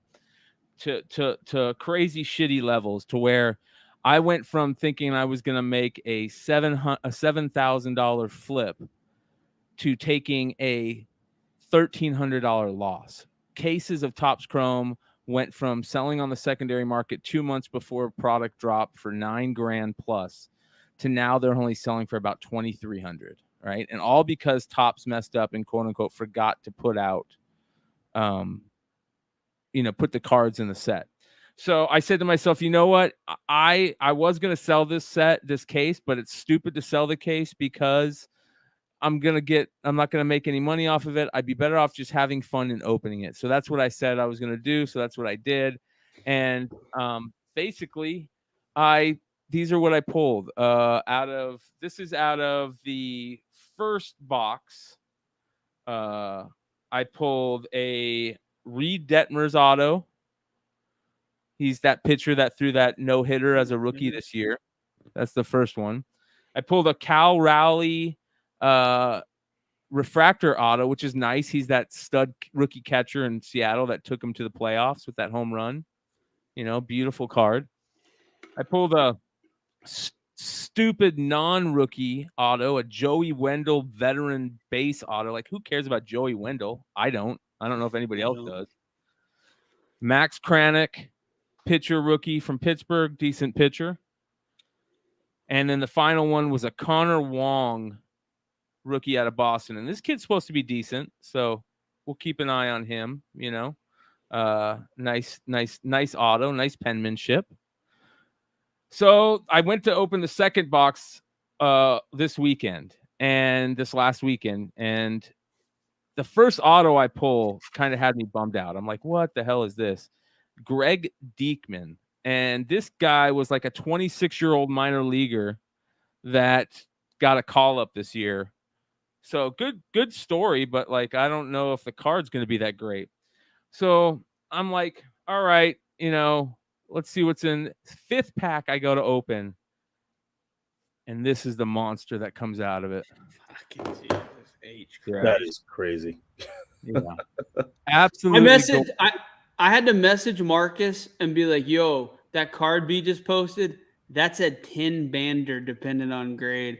And he just like, good Lord. He's like, where do we buy these at Walmart? I was like, no, you don't get those at Walmart. So it was so awesome because the way that the packs come, all the hits are the last 3 cards in the pack. So I would open them up without looking at the back card because you already know like the back card is one of your refractors. So I would open them up and sort them as I was opening, and I would put the final 3 cards down on the sorter and slowly pull them up, you know, kind of recording it on my phone. I should have been live when I did this, and then I saw the gold and I saw it was sideways, and I went, holy shit, no way. And yeah, this is the card everybody wants in the set. This is the player everybody wants in the set. He basically had, I think, the best rookie year out of any MLB rookie ever to play the game. You know what I mean? Which is crazy. Hey, B, are you going to what are you planning on doing with that? Because that needs to be on the way to CGC or SGC as we speak. Yeah. So that's what it's doing. And I'm glad you asked that because that is what this segment is about really quick. I pulled out 10 cards, right? Let me go ahead and do this. This will be easier. Hey, Marcus, while you're doing that, can I ask Vinny an NFT question? Shit, I better not hold this. Yeah. All right. So I am on OpenSea right now. I have my MetaMask wallet connected. Yep. I need to buy some ETH to add to my wallet to buy one of these chickens. Yes. If you already have like a crypto wallet, you can also just send ETH from your crypto wallet to your MetaMask. But you can also the safest? That's what I was going to ask you. It has like through the OpenSea and the MetaMask, it has the ability to either transfer funds through a credit card or through an open bank account, you know, bank transfer, bank account routing, et cetera, et cetera. What is the safest? What's your preferred method, safe way of doing this? I think you're fine either way. I mean, if you're buying through MetaMask, that's just fine. I've bought ETH several times through MetaMask. The only thing I would say is just, you know, you're just kind of starting out with NFTs, but when you're buying new NFTs, be careful not to buy them in your main wallet that holds like your most expensive NFTs. Create a secondary MetaMask and then buy in there. Right now, you don't have that issue, so you're good to go. But yeah, just if you look on your MetaMask, you can. There's just a button that says buy, and it'll give you a few options. Right. You know, I usually just do Apple Pay just because I have a Apple, you know, iPhone. But each of those will have a different. Hey guys, Vinny has an iPhone. Vinny has an iPhone. I don't know if you heard him. He has an iPhone. But he has Apple Pay. He's able to do things that most people can't because he has Apple Pay. He just wanted to point that out. Oh man! All right. So, anyways, yeah. So just pick one of those and then just buy it. I mean, I think there's no issues there. I've done that several times. I wish I had Apple Pay because I only have instant bank transfer and debit or credit card as my as my options. So apparently, if I had an iPhone, I could do cooler shit. Absolutely. Are you on here? Are you back on here, Marcus? What is he telling me the truth, or is he trying to set me up? Man, you know, Vinny, he sets those long traps. Well, let's see. Are we done? Man, listen, I heard somebody. Man, Vinny told me that he would get a job at Papados, work his way up to manager, and then rob them hoes. Like I don't, you never know what you get from Vinny Kumar. You don't know if you get Vinny or K Dot. There is a difference, right? So We with didn't know K, about it. so with K Dot, who's giving this information? Is it Vinny or K Dot? That's what we gotta know. Vinny, is it you or is it K Dot giving him this information? No, man. It's me. It's me. I don't know what you're talking about, but that's the way to do it. That's the way to do it.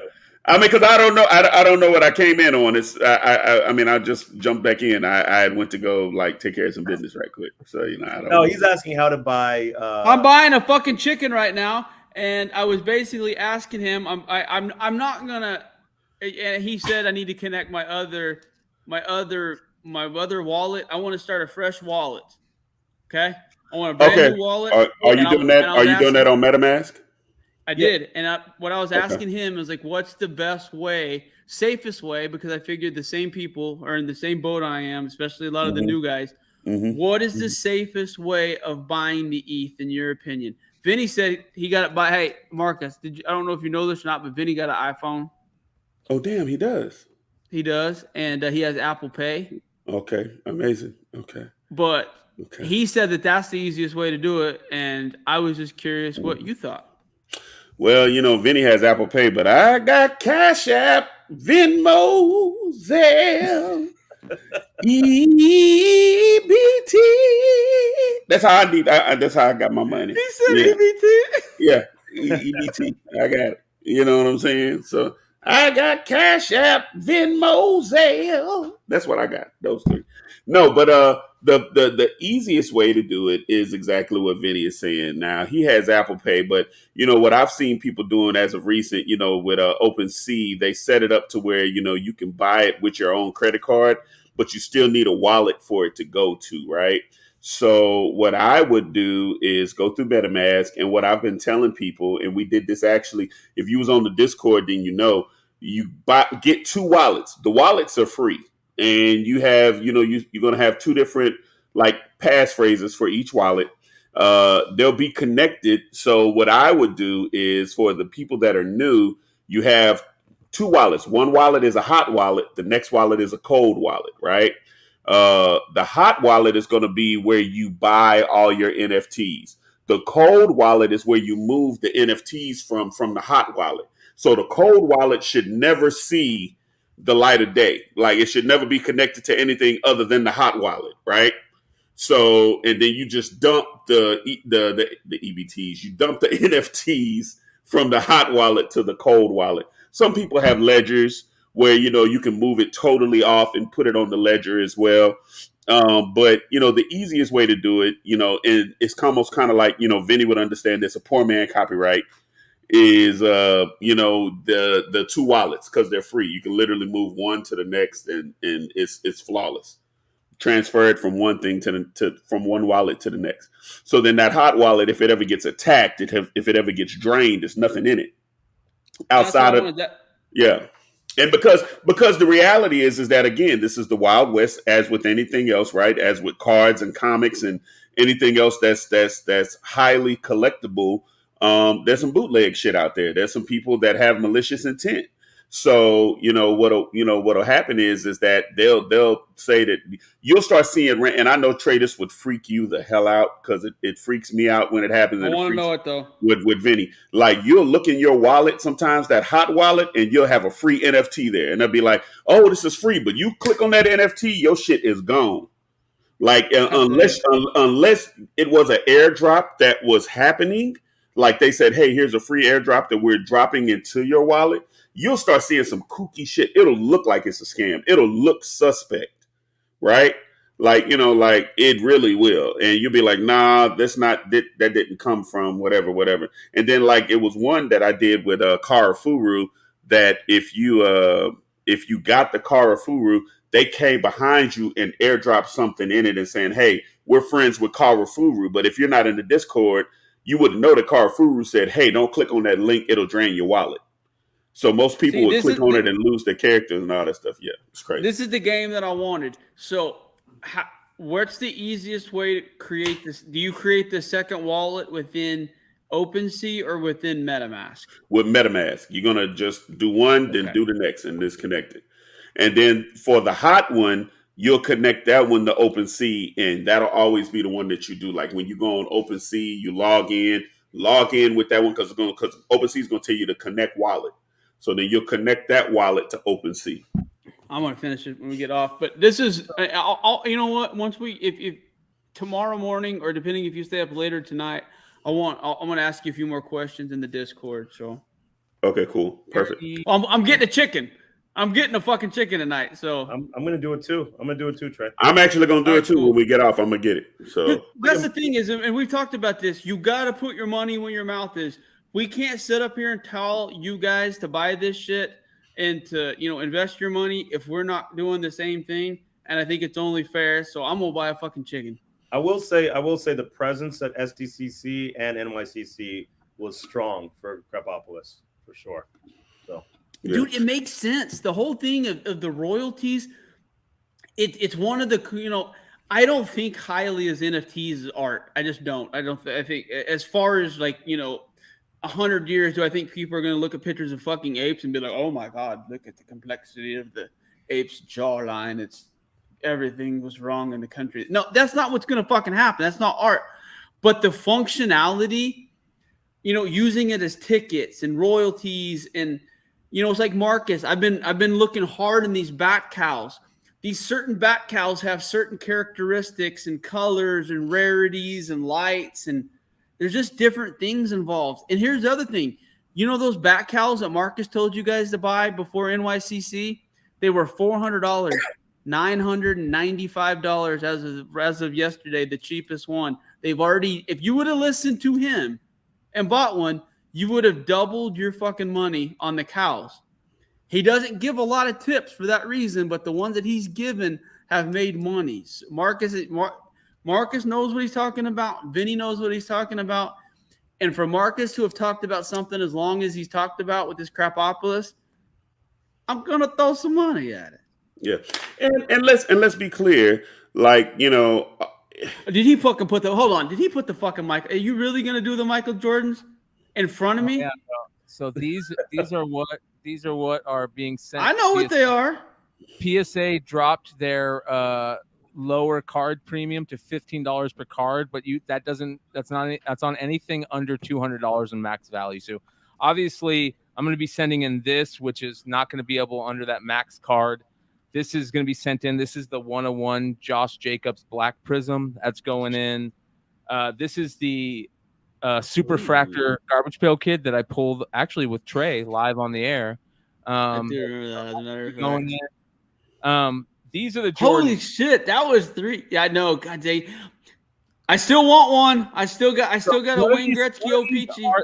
One of these are going to Trey in a trade for the Wayne Gretzky O-Peachy, but I don't want to trade him something that has a chance of being counterfeit, even though I don't think any of these are counterfeit. I still want PSA to grade them, right? Just because that's just the way it is. So one of these are going to be turning into that OPG, hopefully. So they're going to trade. But these are the 4 cards that definitely are going in that are going to be under the max price. I'll probably have to pay like $200 a card to get these graded, which sucks, but it is what it is. They need to be in cases. But that being said, here's some of the cards that are also going in, and not all of these will be max cards, but I pulled this live on the air too.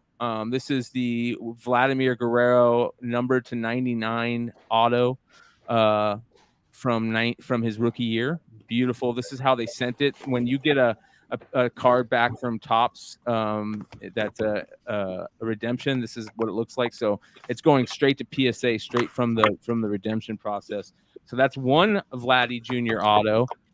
I love Bowman Mega Boxes because you get these beautiful mojos, and this is another Vladdy Auto mojo. And then of Bryan's course, been down with mojos for fucking before anybody else was. He literally was breaking those Target mojo boxes before the fucking influencer breakers or even knew anything about that shit. And this is where I pulled one of these out of. This is a number to 25 orange Vladdy Auto. It's numbered 19 of 25. So those are going in. Plus, the Wander Mojo auto is going in. But that, you know, the Wander stuff is crazy, right? Because I have more Wanders than you guys will even imagine. I have probably 20 Mojo rookies and then like 60 regular Chrome rookies, a bunch of others. But the Julio Rodriguez is in the same set, right? And me and Trey have talked about this. We picked up, he picked up a PSA 10 Julio Rodriguez first Bowman auto recently, which he has right there. Yeah, so very, very cool. And this right here is the refractor version of that card that Trey just showed. And this card is ridiculous right now. Both of the autos are ridiculous. I think the regular autos are going for like $2,000 now, right, Trey? PSA 10. Yes. So I didn't know you had that, B.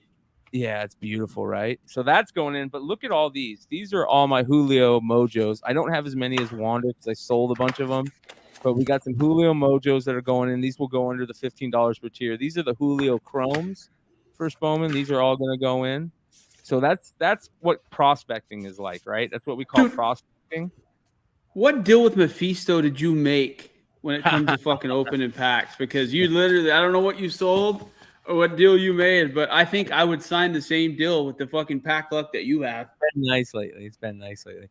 This is a redemption that I got years ago out of Upper Deck SP. This is I love SP Upper Deck SP sets. They're my favorite rookies for Upper Deck hockey. That's what my Ovechkin was. This is the Nate McKinnon Upper Deck SP rookie, and it is so mint. It'll come back a 10 for sure. I found this. This was one of the cards in the collection that I got. That big, huge collection that I got. It's a Nikola Jokic green prism auto. So all right, Bobby Witt Jr. He's another one of the guys that we talk about prospecting, right? So I prospected heavy on Witt Jr. Nice. So these are just a couple of the cards I'm going to send in for Witt Jr. I have a ton of them. This is a gold paper numbered to 50 first Bowman. Nice. These are, I picked up 3 of his sapphire first Bowmans, which are so beautiful. Look at those. They're just beyond gorgeous. So those will be going in. These are super tough to get in high grade, and these are nicely centered. Basketball wise, I pulled this out of a retail pack. This is a Ja Morant. What do they call this? They call this a special thing with the. If Yi is still watching, what do they call this Yi in the background? The mosaic. No, it's called something. It's called. This is mosaic basketball, but it's a special type of really rare.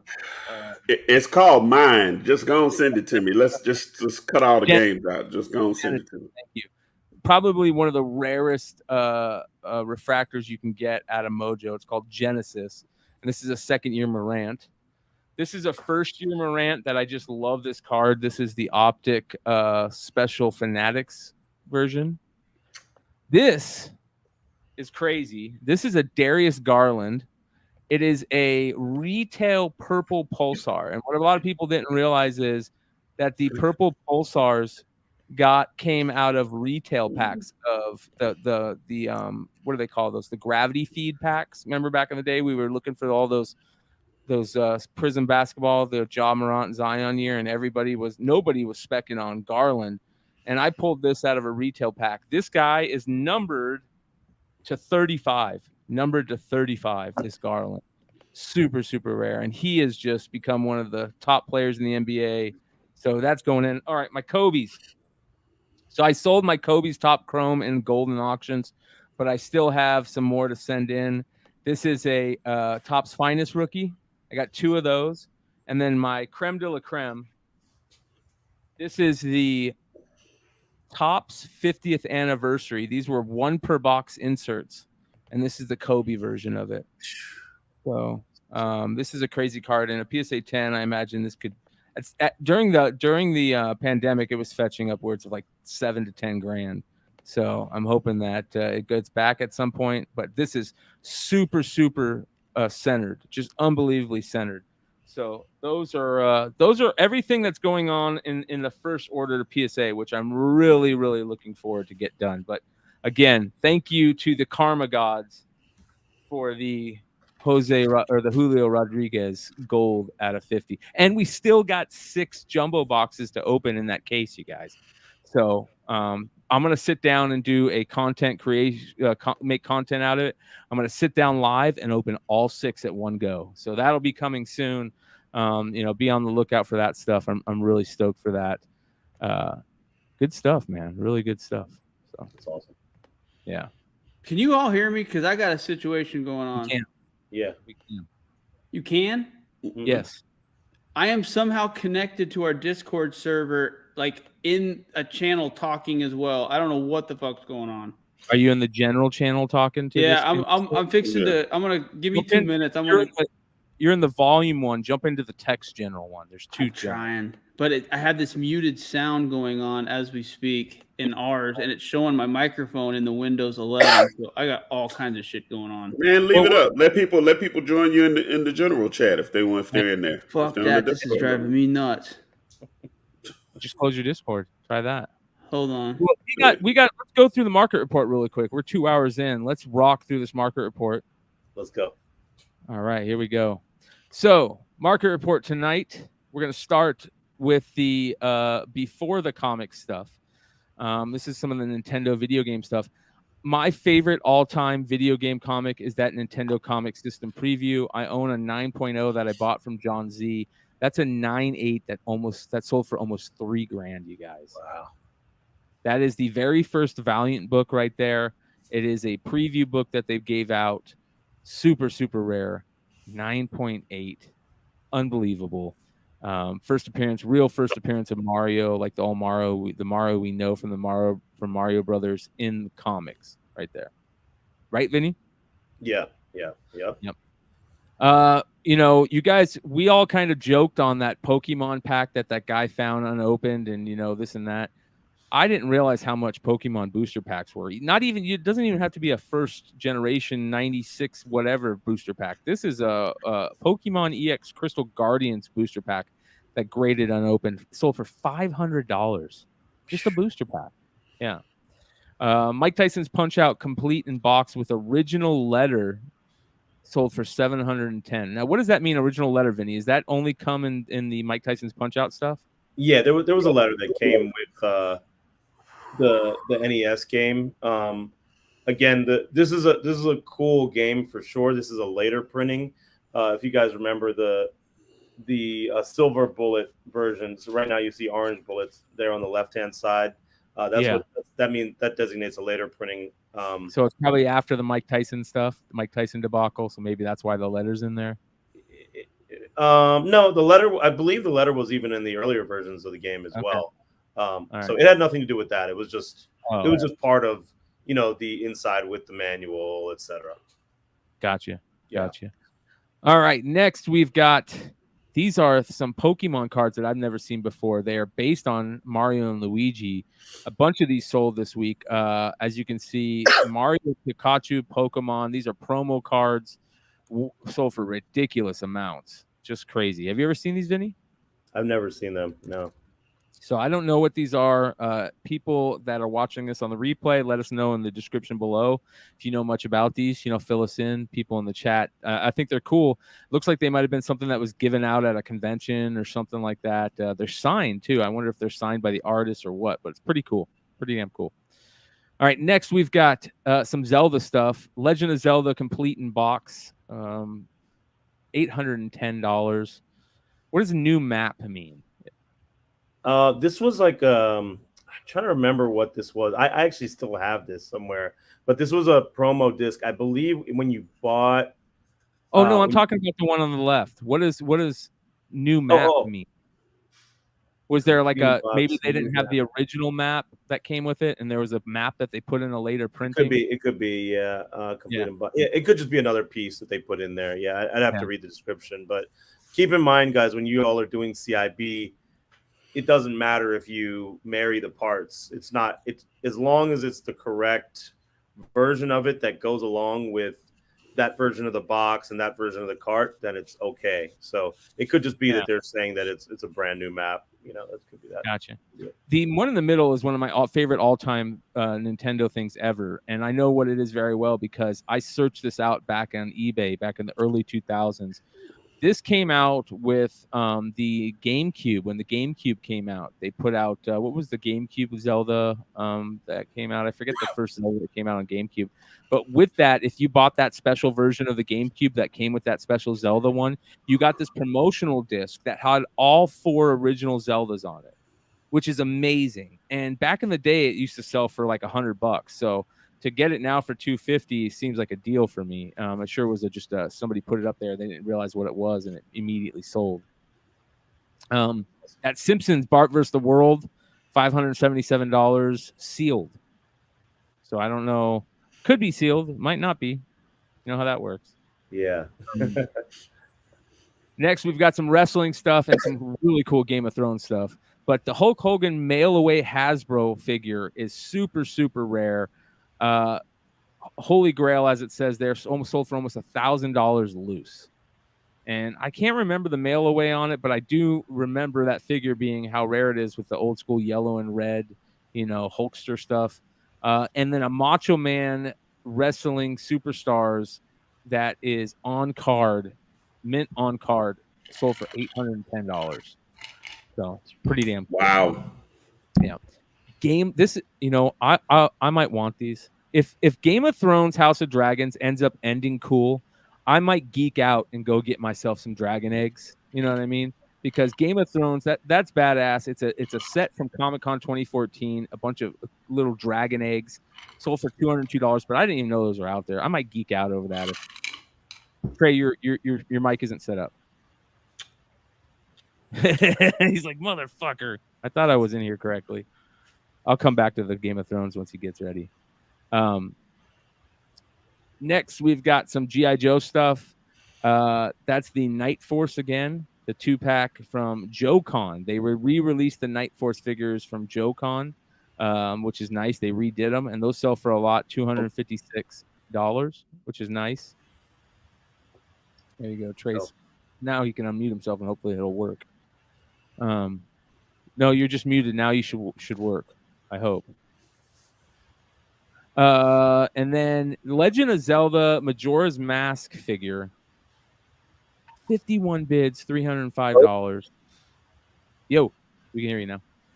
Yeah, we can hear you. And then the Incredible Hulk Mecha Hulk figure is one of the coolest all-time Hulk figures. That sells for a ridiculous amount, $213 on card. What were you saying about the Game of Thrones stuff, Trey? Oh, I was just saying that if I would have, I was around in the game back then. If I'd have known that there was fucking dragons that looked that badass that were official, I would have had a set of those on the mantle. Fuck, I don't care about the George R. R. Martin signature necessarily, but those would have been on a mantle somewhere. Amen. I'm right there with you. All right, some comic stuff and toy stuff. First, let's talk about the Night Force figures. Those are the original Night Force figures, not the JoeCon one, on card, sold for almost $800. And then you remember we had the Spider-Man Mego Pocket Mego figures last week. These are the Batman and Robin Pocket Megos, unpunched, $274. That feels low for some reason. And then shout out to Skybound and The Walking Dead 100 Hero Initiative blank cover. Sold for $2,500. Bro, I have 5 of those. I'm finna go get them. I promise I'm finna go get them. And they will be on eBay tonight. Where did these? How were these released? 5. I have 5 of those. How were these?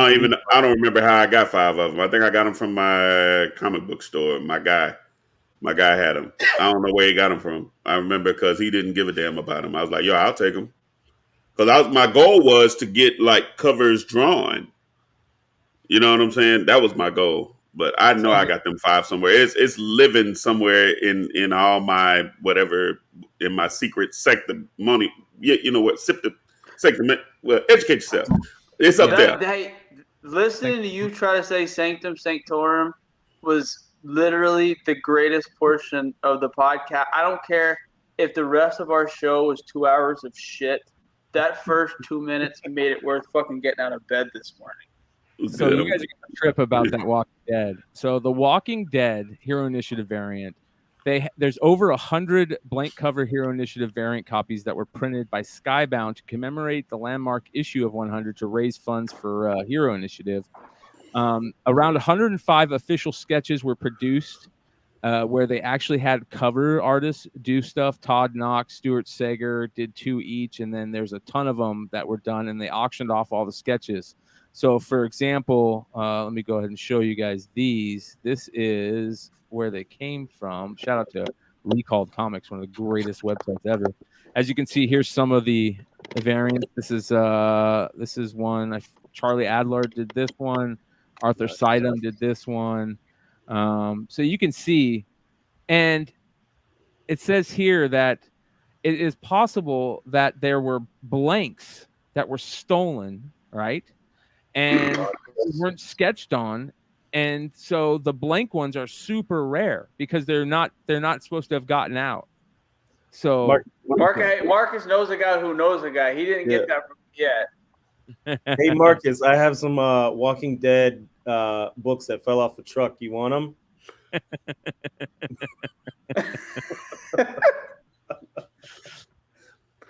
Next we have. Hey, look! I don't. In the middle. I'm gonna tell you right now. I'm Stevie Wonder. I got a recurring cataract. I ain't seen shit. Hand me the books and move on out your way. I'm good. Just hey, here you go. I got him. Thank you, baby. We out here. Was a guy selling his Spawn run in chunks, and there's a bunch of these on here that went for a ton of money. So this one's probably one of the best ones. It's all the homage variants from 225 to 229, and it sold for almost $455 for just raw the 5 books themselves. And then of course, like Trey said, the Wonder Woman 38. Yeah, beautiful. Yeah. That cover was just on top forever, and now you can get them. It was so out of left field because Finch always throws heat. But if you guys remember, they snuck this motherfucker in on us, and nobody was ordering 100 Wonder Woman at the time. Even at the height, no one was under Wonder Woman. I remember I was in Baltimore with Big Leg when this came, a couple weeks after this came out, and I knew that you know when those variants, when it went from 40 to 120 before it got to Saturday. Yeah. I knew that this was one of those variants. If I didn't get it before it got above 200, it was going to hit 500 before the end of the month. Fucking sure enough. And I think I paid $280 in Baltimore, and I subbed it and got a 9.8 that weekend. And I still have that book. It'll never sell it because it's my honest to God. I think there's been a couple other variants that were done that, might have been better than this, but this is my favorite Wonder Woman variant. I don't know if there'll ever be anything that will beat it. It's subtle. It shows the woman stuff that the weirdos want to see, but it's still subtle enough that it shows the power, everything. I just like it. I just think it's perfect. I like the lasso, the way the lasso is drawn and colored. It's beautiful. Boy, you ain't looking at that lasso. You're looking at that asshole. That's what you're looking at. Oh, he didn't even say the ass. He went to the hole. He went straight to the fucking split. I mean, it rhymed with asshole. It rhymed with ass. Lasso, asshole. I didn't know you was spitting bars, but you know what I'm saying. You know what I'm talking about. A lot of people think I talk fast. I just think they listen slow, baby. I'm out here in these streets. POP, hold it down. You know what I'm saying? Yeah, let's do it. Signed by Bernthal. With a quote on it, a Bernthal quote on it. So, and sold for $371. Last hole. I knew it was gonna be a thing. We're gonna have T-shirts, man. That's our first T-shirt. It's gonna say "last hole." Last hole. I promise. It's gonna have that art. It's gonna have that rendition of Finch, but we're gonna put Vinny's fucking head on Wonder Woman instead. It's gonna be the last hole special edition Discord variant. Oh, yeah, and we're gonna get a shirt that say "last hole," and then we're gonna get another one say "Sancto Semporium." Sancto. You know what I'm talking about. Here's your more Spawn $5 lots. You've got 240 to 244 sold for $415. Wow. 230 to 234 sold for $355, and then the ultimate Sienkiewicz variant, the Moon Knight number 1 in 75, a raw sold for $400. Nice. Love that fucking book. Yeah, man. It's a great cover. It really is a great cover. 2 more Spawn sets. We've got the Spawn 220 to 224, more homages, sold for $450, and then 170 to 174, which is the Gunslinger, just the first appearance of Gunslinger, for $420. I like that number. And then, of course, the Savage Dragon 120 Soul Star variant, which we talked about on the Hot 10 the almost 10 the other week. That is a crazy book. $550 for that variant. It's nuts. Eric Larson's not worth $550, so I don't understand why people are paying for that shit. Well, there's something to do with Eric Larson and his fans. They buy his stuff like crazy now. Do they honestly? Like, I have how many copies? I don't know, and I'm gonna look it up after the show. But how many copies do you honestly think Savage Dragon sells a month? In your heart of hearts, what do you think it's? 250. Oh, you think it's out there? At least 1,400 maybe. No, bro. I think you think Image is printing 2 books with 250 print runs? That doesn't make any sense. Well, here's why. It's a joke. It's a joke. But here's why I say that. Oh, I thought he was serious. I thought he was serious too. He's one of the fucking CEO guys over there, so he's gonna print his book no matter what. You know what I mean? And it's selling so little that he'll just print it. He doesn't give a shit. But I don't know. It's probably the lowest. It's the lowest printed Image book, I'd imagine. For sure. Yeah. All right, some Golden Age goodness. That Catman book number 8, I swear, is the first Kubert art. I've been looking for that book forever, and I missed that. I think I missed out on it for less than $800. Are you reading this manga style? Yes, I am. I apologize. Swamp Thing number 37. I'll go back. Swamp Thing number 37. I sold a raw for like $180 this week. 9.6 went for $497. I feel like that was a good buy because 9.8s go for $2,000, and that I'll jump in on a 9.6 for less than $500. So Brian, you'll love this. And this is completely. There used to be a site. I'm not going to name it because it's still paying dividends. But there used to be a site that you could sign up. Like it had a bunch of books on there, and when people had one for sale, it would send you an email, and they were all raw books. I got a fucking notification like 2 weeks ago for a near mint one of these. Bought it for $37. And it came in, and it is a door chip kick in the fucking bucket 9.8. No press needed. Black, white, perfect spine, etc. It's just like, how are these still? How do you not know about this fucking book?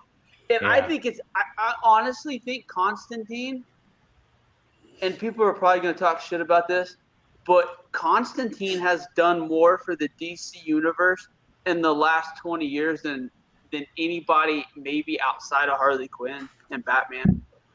Now, if you look at it, look at the animated shit from the Justice League Dark. All the times he's been in even non-Justice League Dark stuff, the regular Justice League, the Batman stuff, the Keanu Reeves, the et cetera, I think he's one of the bigger characters that you invest in, especially with the direction of what Warner Brothers and DC has fucked everything up for 12 years outside of the cartoon animated stuff. Did Black Adam have some elements that were good? Absolutely. Do I trust Warner Brothers to follow this up? Fuck no. They're about to hit us with Flash, which a majority of the people aren't going to go watch it because they don't want to go deal with Ezra Miller and hit all the shenanigans and support that asshole. So it's going to be really weird to see, but it wouldn't surprise me if they reboot everything through the Keanu Reeves Constantine reboot. Yes. And open up the multiverse. You know what I mean? You got to start thinking like he's the most powerful. And this is just one of those books that I don't think you'll ever go down. Constantine is he's so much better than Doctor Strange. He's just a better character, and he's one of the better characters DC's ever came up with. Here's what you're going to find. Alan Moore. Right, with The Rock taking over basically DC with this Black Adam joint. And I think DC has a chance. You know, he brought back Henry Cavill. You're going to start to find The Rock is going to start pulling in more of that A-list talent. Constantine, Keanu Reeves had already talked about coming back to Constantine. I know that there's a reboot in place, right? Keanu Reeves is coming back to do Constantine, correct? So, I think that you're going to find that a lot of these A-list actors are going to start coming to this DC lore simply because, you got The Rock that done started it off. He done got it popping. Like, realistically, if you want to put it out there like this, I'm going to say this. I know people ain't going to like this. The Rock to Black Adam is what Robert Downey Jr. was to Iron Man. He started a whole situation, and it was just a spiral effect after that. So when now Robert Downey Jr. has moved on, they can't really see him as nothing other than Iron Man. But with The Rock and everything that he's doing with this Black Adam joint, and then it's doing what it's doing, and then you see him does Superman, then you hear Constantine is coming back, and you already know Wonder Woman is there with Gal Gadot. Just watch what DC is getting ready to do. I'm gonna just leave it there. They're getting ready to make a lot of moves, and it's going to be really quickly because they have the funds to do it. They literally have. The Rock is visually a good Black Adam, and I enjoyed the movie. But God, he's horrible. He's the worst. Oh actor. No! Be clear. The fact that everyone else is trying to do a half-assed Egyptian accent, and he's not. It's just like, what in the fuck? All these people are from Kandar having this fake-ass Egyptian accent, and The Rock comes out fucking talking like he's... only thing he didn't do is the eyebrow. That's literally the only move out of his repertoire he didn't fucking use. And he flexes his muscles. Atom Smasher, badass. Green Tornado, you want to talk about badass, completely out of left field. Didn't expect it. The Atom Smasher, Green Tornado angle, the JSA... The fucking Hawkman was badass. The Pierce Brosnan was pretty cool. I like some of the Dr. Fate stuff. But the JSA angle is what made that. And the Waller and the just being Black Adam into that universe is what made that movie. I still got issues with the fact that The Rock threw a hissy fit and didn't want Shazam to have anything to do with that movie. Because we can say that we like the movie, and we can talk about how great that the end cameo was with Henry Cavill. But if you're a Black Adam fan and have been in the comic books for 40 years, the cameo shouldn't have been Superman. It just shouldn't have been. It should have been Shazam. It's just the truth. And the fact that The Rock didn't want that Shazam in it for political reasons took a huge chunk out of that movie for me and the group of people I went with. They're just like, we're doing a Shazam trailer, a 4-minute trailer before this movie, talking about how he's in this same universe, and the only reason that you can get Black Adam is because of Shazam, and it's completely not even mentioned. It's a disservice to the fans. So let me say this, and I'm gonna leave that there. You gotta remember, this man comes from WWE Universe. They are the king of spin. Every last person is trained on spin. So of course he's gonna say Superman. He's gonna come out and say bring Henry Cavill back first, because he already knows that everybody really wants to see him and Zach Levi with Shazam, and he's going to give that to you. He's gonna give y'all that. But right now, because again, that's what these wrestlers do. Like, how many times did you want to see The Rock go against The Undertaker? They would hint it all day. The Rock and The Undertaker, The Rock and The Undertaker, Rock and The Undertaker, Rock and The Undertaker. Then one of these WrestleManias, you just popped up and saw The Rock and said, The Rock would tell you the WrestleMania before, hey, I'm finally finna take The Undertaker's ass and get ready, prepare. It's the same shit. It's a tease, and then hit you. So I thought Undertaker was a little bitch made. I was excited about him and the Hulkster. I mean, him and Steve Austin fight. But anyway, whichever one Rock and fucking Stone Cold were the two icons of the last 30 years. The Undertaker was cool. He was like Cal Ripken though. He was cool because he fucking got his ass kicked for 40 years consistently. Did some good things, won some this and that. But there's nobody like they didn't have the charisma and the ability to hold the microphone the way that Stone Cold and The Rock did. And the reason that The Rock is doing what he's doing right now is because of that ability. I'm not saying he's talentless. The fact that everyone else is trying to do this half-ass Kandak accent and he's not even trying at all. Yeah, he's like, I'm not even trying to get that to you. I'm not going to get that to you because you ain't finna make up because The Rock said, man, y'all ain't finna make fun of me. I'm not even finna try to attempt this. He tried it in the Scorpion King 29 years ago. So he learned his lesson. He tried it. He learned his lesson and said, "I will not do this shit again. I'm going to speak like a regular American, and I'm gonna move on down the street." So so my thing is that he's going to give you that. I just know that, but on the immediate, he's got to fight it out. Nah, man, I'm not going to do Shazam because see, in his world, everybody's expecting Shazam. What they weren't expecting is for Henry Cavill to come back as Superman, knowing all the shit around it. So The scene was badass. yeah, so that's what he did. You know what I'm saying? He's gonna give y'all Shazam. It has to be Shazam versus Black Adam at some point. He's got to give it to you. He's gonna give it to you. Just like Deadpool and Wolverine. They've hinted it for years, and now here we are. You see what I'm saying? So it's like, it's the same shit. It's the I same love that shit. Ghost Rider Frazetta. I love the Ghost Rider Frazetta books, and that's a really cool one. The Ghost Rider #5, old school Ghost Rider Frazetta cover. Next, we've got just the 2 Spawn 174 and 175 Raw sold for $710 the other day. That's high crazy. Raw copies. Yeah. I love that Fun and Adventure Comics #1. There's only one known copy, I guess. And that's a crazy book to have if that's only one known copy. Black Cat Mystery #47, a double cover, sold for $910 Canadian. So next we have Sailor Moon #1, sold for $449. I think that's a cool book.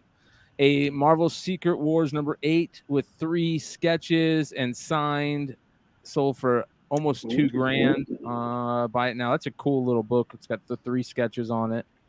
And then Flash Comics #2, Raw, sold for $18,700. First Hawkman? Yep. I Never seen one. I got a coverless copy of this at when I was in, was it Colorado? Oh, wherever Mile High Comics is. I got a coverless copy for $200. Wow. It was sitting in the glass case, and I was like, "Is this a #2?" I was like, "There's no way I'm not buying this." There is 2 sales this week, 9.8s over $2,000 of Batman 423, the McFarlane cover, and then that book in the middle I've never seen, and so I put it on here because I was asking if anybody's seen it. I saw it in a lot that sold. It says Comic Kings, and it's a magazine style comic book. It says there's a coupon inside, but it has the McFarlane cover on it. But it has the non-air version of the McFarlane cover. It's got the yellow moon on the side. It doesn't have the white on it. So that's very interesting, and I've never seen that. So coupon. Is that not like a foreign? Is that a foreign variant or what is? I have no idea. If there's anybody out there that knows, leave a message. I'd love to see it. And this it is. It's a non-canon. Batman actually, once this issue's done, he takes that blonde chick out and fucking wears the cap off that ass. He ends up knocking her up, and that's how Damian's created in the Mexican alternate universe. You guys didn't know about that, huh?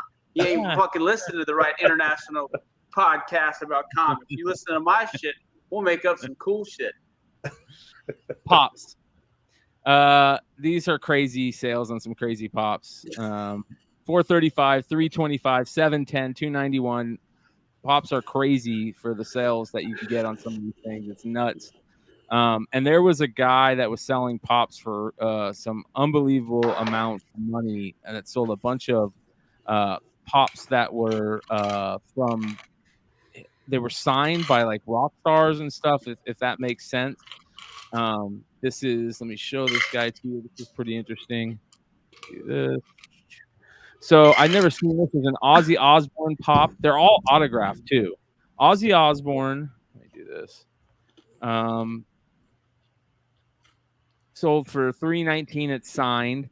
A Travis Barker signed. Mark Hoppus signed. Motley Crue. Tommy Lee signed. Misfits one signed by Jerry. Debbie Harry signed one. Vince Neil. They're all signed, and I thought this was crazy. Ice Cube one. Duff McKagan from Guns N' Roses. Alice Cooper. Mariah Carey. T-Boz. Weird Al. Chili and T-Boz. Def Leppard. Vivian Campbell. What? Like, it's crazy. This guy it must be his thing to get pop signed. because he's got. Or we just got a collection of fucking Sharpies and a bunch of Funkos he can't sell. Steve Aoki signed one. Deadmau5 signed one. Deadmau5 one only went for $30. What the hell? Yeah, dude. Yeah, dude. Good. Right? Good. Makes me excited that there's grown men are not paying more than $30 for a guy that's fucking wears a helmet to perform in. Nah, fuck that. You can't wear. If you're a grown ass man, you can't take your helmet off. We don't need to be going for higher than that. I don't know what this is, but I know fanzines sell when they're the right fanzines. And this is a Squire #1 from 1962, a sci-fi fanzine sold for $338. So I don't know what it is. That's still better than anything Peach has drawn that I've seen. But yeah, this is that asshole that was selling all the fake books, and he got fucking called out. So good on him. Don't buy from this guy, Imagination Imagination Inc. He is a fraud and sells fake books. So fuck him. Wait, so there's counterfeits? Back up, right? We official counterfeits. Are those variants now? Yeah, bro. Like this guy prints these out, and then he rips out the guts and puts the guts in, and puts the printed book on top. No, damn. Yeah, shitting me. No, he's a scumbag. Unbelievable Foom membership kit. This is the kit that came if you joined Foom, which is super cool. I love shit like this. It's got the old school Stan Lee. It's got all the goodies. It's got the issue, which has the prototype Wolverine in it, but the whole thing, the membership card, all of it. So $677. And that's a Steranko cover right there, you guys. This is cool. Wolverine #1, signed by Hugh Jackman, Stan Lee, Frank Miller, Anna Paquin, Ray Park, Chris Claremont, Famke Janssen, all the people who were in X-Men. They signed it, including Frank Miller, which is weird. I don't know why Frank Miller signed it, but it sold for $2,000, over $2,000, $2,325. This is interesting. Blue Bolt #106. I just love this cover. I love the old school space covers where the planets and stuff are all those different colors like that. I just love that comic book trope, and I love aliens and comics. So this is a foreign Mexican edition of L.B. Cole cover of Blue Bolt 106, sold for $550. This is a pulp of Magic Carpet magazine, first Red Sonja ever. This is where Red Sonja was created in pulp. It sold for $1,036. This is crazy. We've had a couple Game of Thrones things on the show tonight, and this is Clash of Kings, signed 19 times, you guys. It's signed by all the people who I believe were in the show. Natalie Dormer, all of them, man. Isaac Sean Bean. Yep. Momoa. Yep. It's crazy, dude. So, wow. $5,000, and it's still up. This one hasn't sold yet. So if it's something you're into, this is actually pretty cool.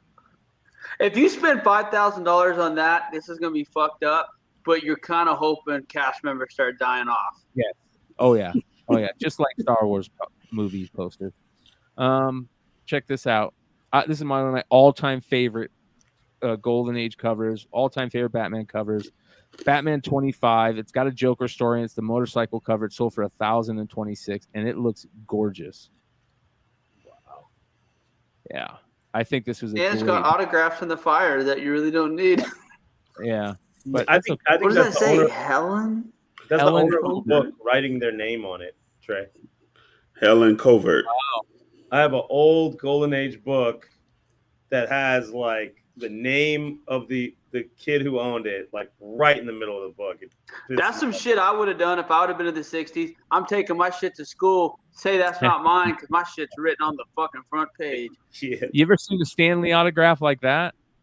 No, but it makes me sick with the fact that his big ass ugly fake signature is fucking right over a pretty 181 like that.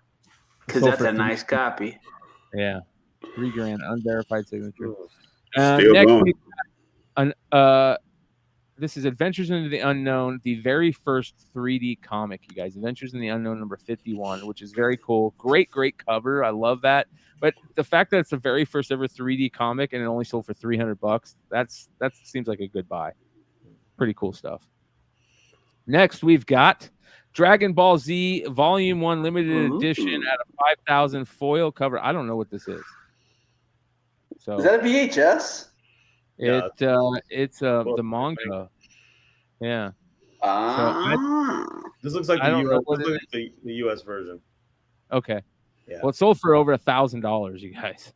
It must be like Dragon Ball shit's gonna limited edition US version of Volume 1 or something. I think. Yeah, from Viz in 2003. There's only 5,000 of them, but still, that seems like a lot. Still, Marcus showed us a few months back. Those Dragon Ball cards are fucking. Those super cards are blowing up. We've talked about some of those other trading card games.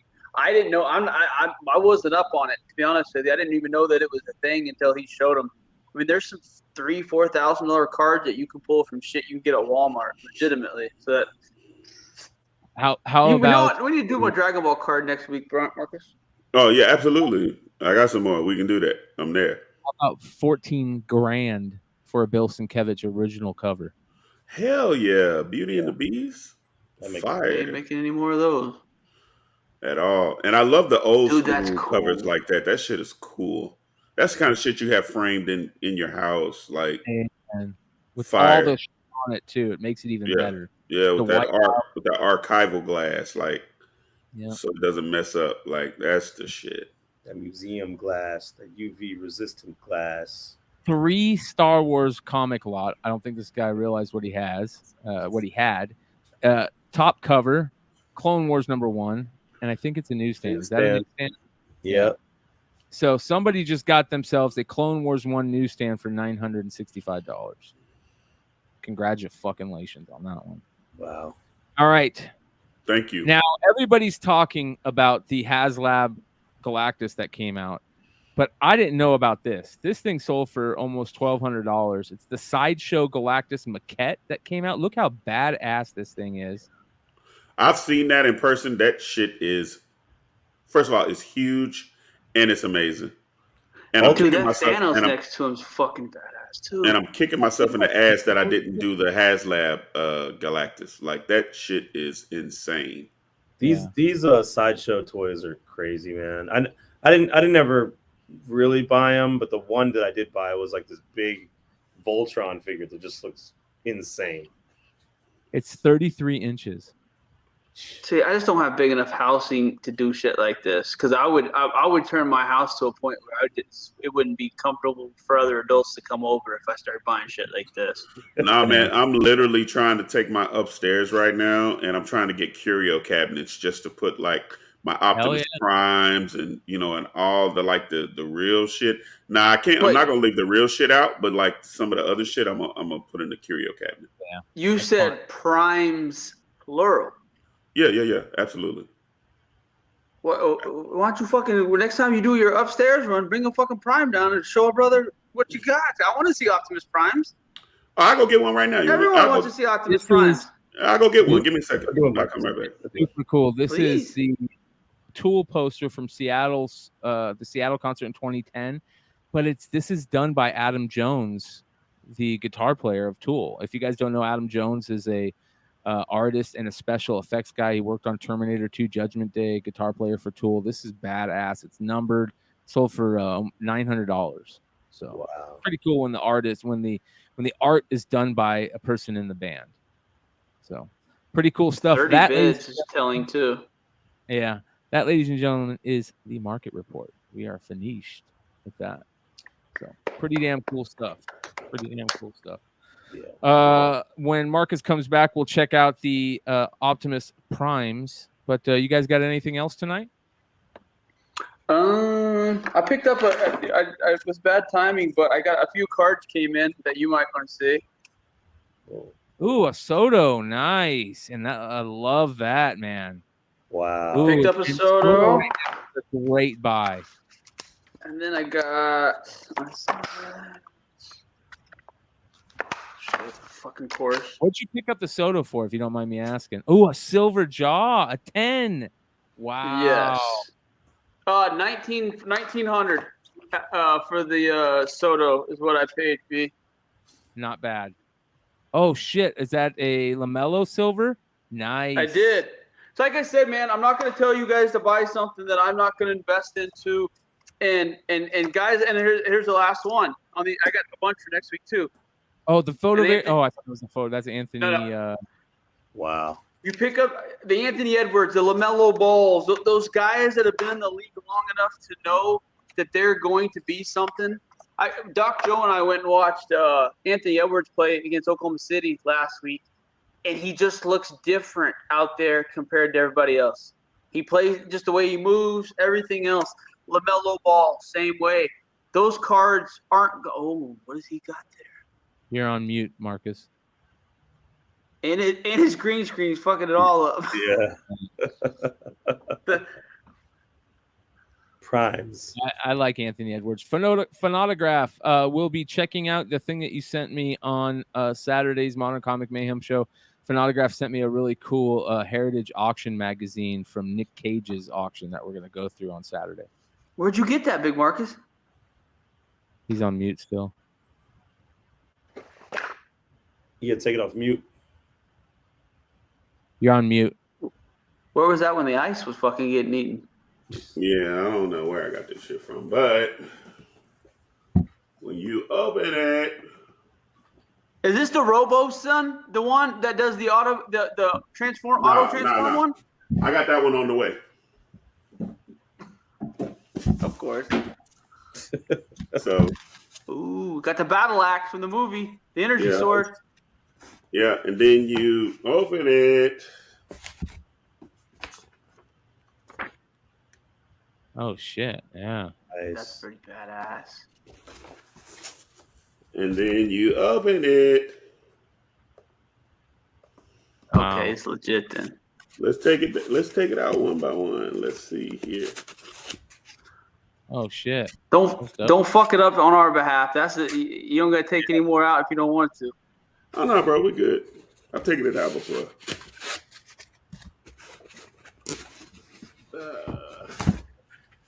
Dude, that looks amazing. Shit. Wow. Oh, that looks sick. Look at the knees. Look at the coloration look at the metal coloration on the legs. See, this is how I remember my Optimus Prime from when I was a child, like my toy. I know it didn't look like that, but this is how I remember it. That's sick. Dude, I need one of those. It lights up, it opens up, and with the thing in the chest, the energon joint in the chest. Eyes, lights, everything.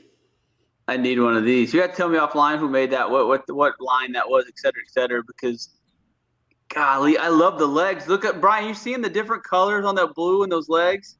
Yeah, that's sick. I mean, now this one is money, but the other one is money, and it's just as big. Wow, that's so awesome. Cool shit, right? Yeah. That is. That's cool, man. I love shit like that. That's why you need to have those curio cabinets. Well, yeah, that's what I'll pull it out. Damn, it's sick, bro. That is pretty. There you go. Huh? Is it jugging? Does it transform? No, it does not transform. It's not finessing. It doesn't transform, but everything's movable. The hands. Oh shit, that's badass. Oh, I haven't seen the hands, dude. They usually have that chicken shit grip on those hands, but that's fully articulate, huh? With the thumb and everything bending in. Fully. Yeah. And actually, you can put the. Yeah, you put all that. That opens up, and then you put it in there. I ain't never opened it up, so. No, yeah, shit, you've done enough, man. That's so. What did that run you, if you don't mind me asking? What did I get this for? Like $400 at the time, and now it's like crazy, or I don't know what it is right now. It's jumped, huh? Yeah, this went up. Full man. Wow. So fully lights up, eyes light up, everything lights up. It's amazing. Does it tickle your balls? Absolutely. It's a button. It's a button right here that you hit it jacks you off. It's amazing. We need to send one to Sean then. No, Sean got enough of that going on. Look at the feet, bro. Look at the feet. All that is. That's all feet. The feet. You can put it in whatever position. I'm just waiting for it to snap right off. It's not. Marcus and Vinny's rooting for it and shit. Vinny's like, come on. Break so I can get it. Marcus, I'll take it off your hands. Yeah. Just send it to me like that. Yeah. So anyway. That's dope. All right, I'm shutting up. We can close it. All right. Good stuff, you guys. Thanks for hanging out with us tonight. 67 live to the end. We appreciate you guys. We will see you next Wednesday. Make sure you guys join the Discord below and make sure you sub up.